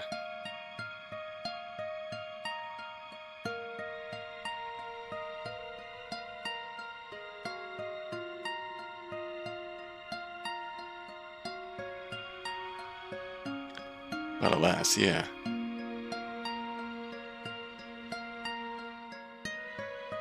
It's almost like the more she was in there, the more she experimented. The more whatever was in there started corrupting her. Started influencing her. If think back to that journal, the thing that probably influenced her the most was when she stuck her hand in the pool. I think that had to have been the point where like things took a turn for the violence-inducing. When she personally felt what was possible, then she escalated to getting the people she knew in town, isolating them, getting them into the pool. It still remains the question of, like, what really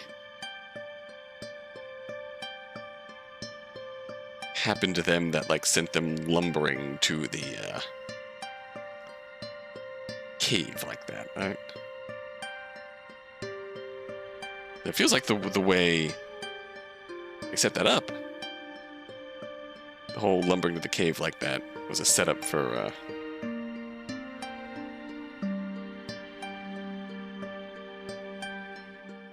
with at least the basic idea of, Mid's transformation. You're shambling down to the park and beholding what was going on there. Unless I missed something major. That feels like the one major question mark I'd have yet. Alas, yeah, the more she, started looking at things, the more she got the idea to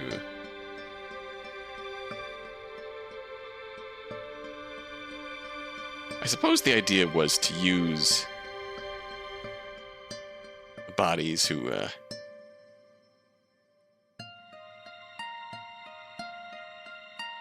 of beings who are already supernatural to,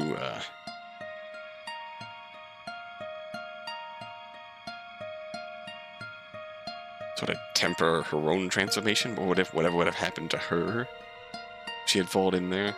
I suppose we don't actually see what happens after she falls in, or what happens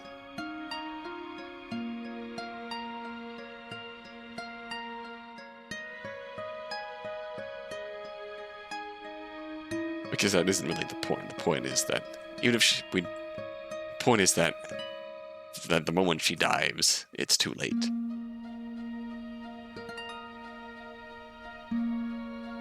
Like Senmaya said, it's not going to go the way she thinks it's going to go.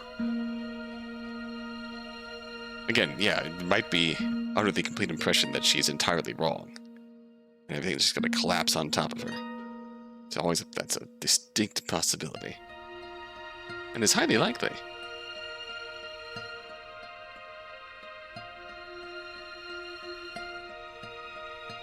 Alas, I'm really happy with this. I'm really happy I played this. I might try and explore, might try and smooch the other characters outside of this video.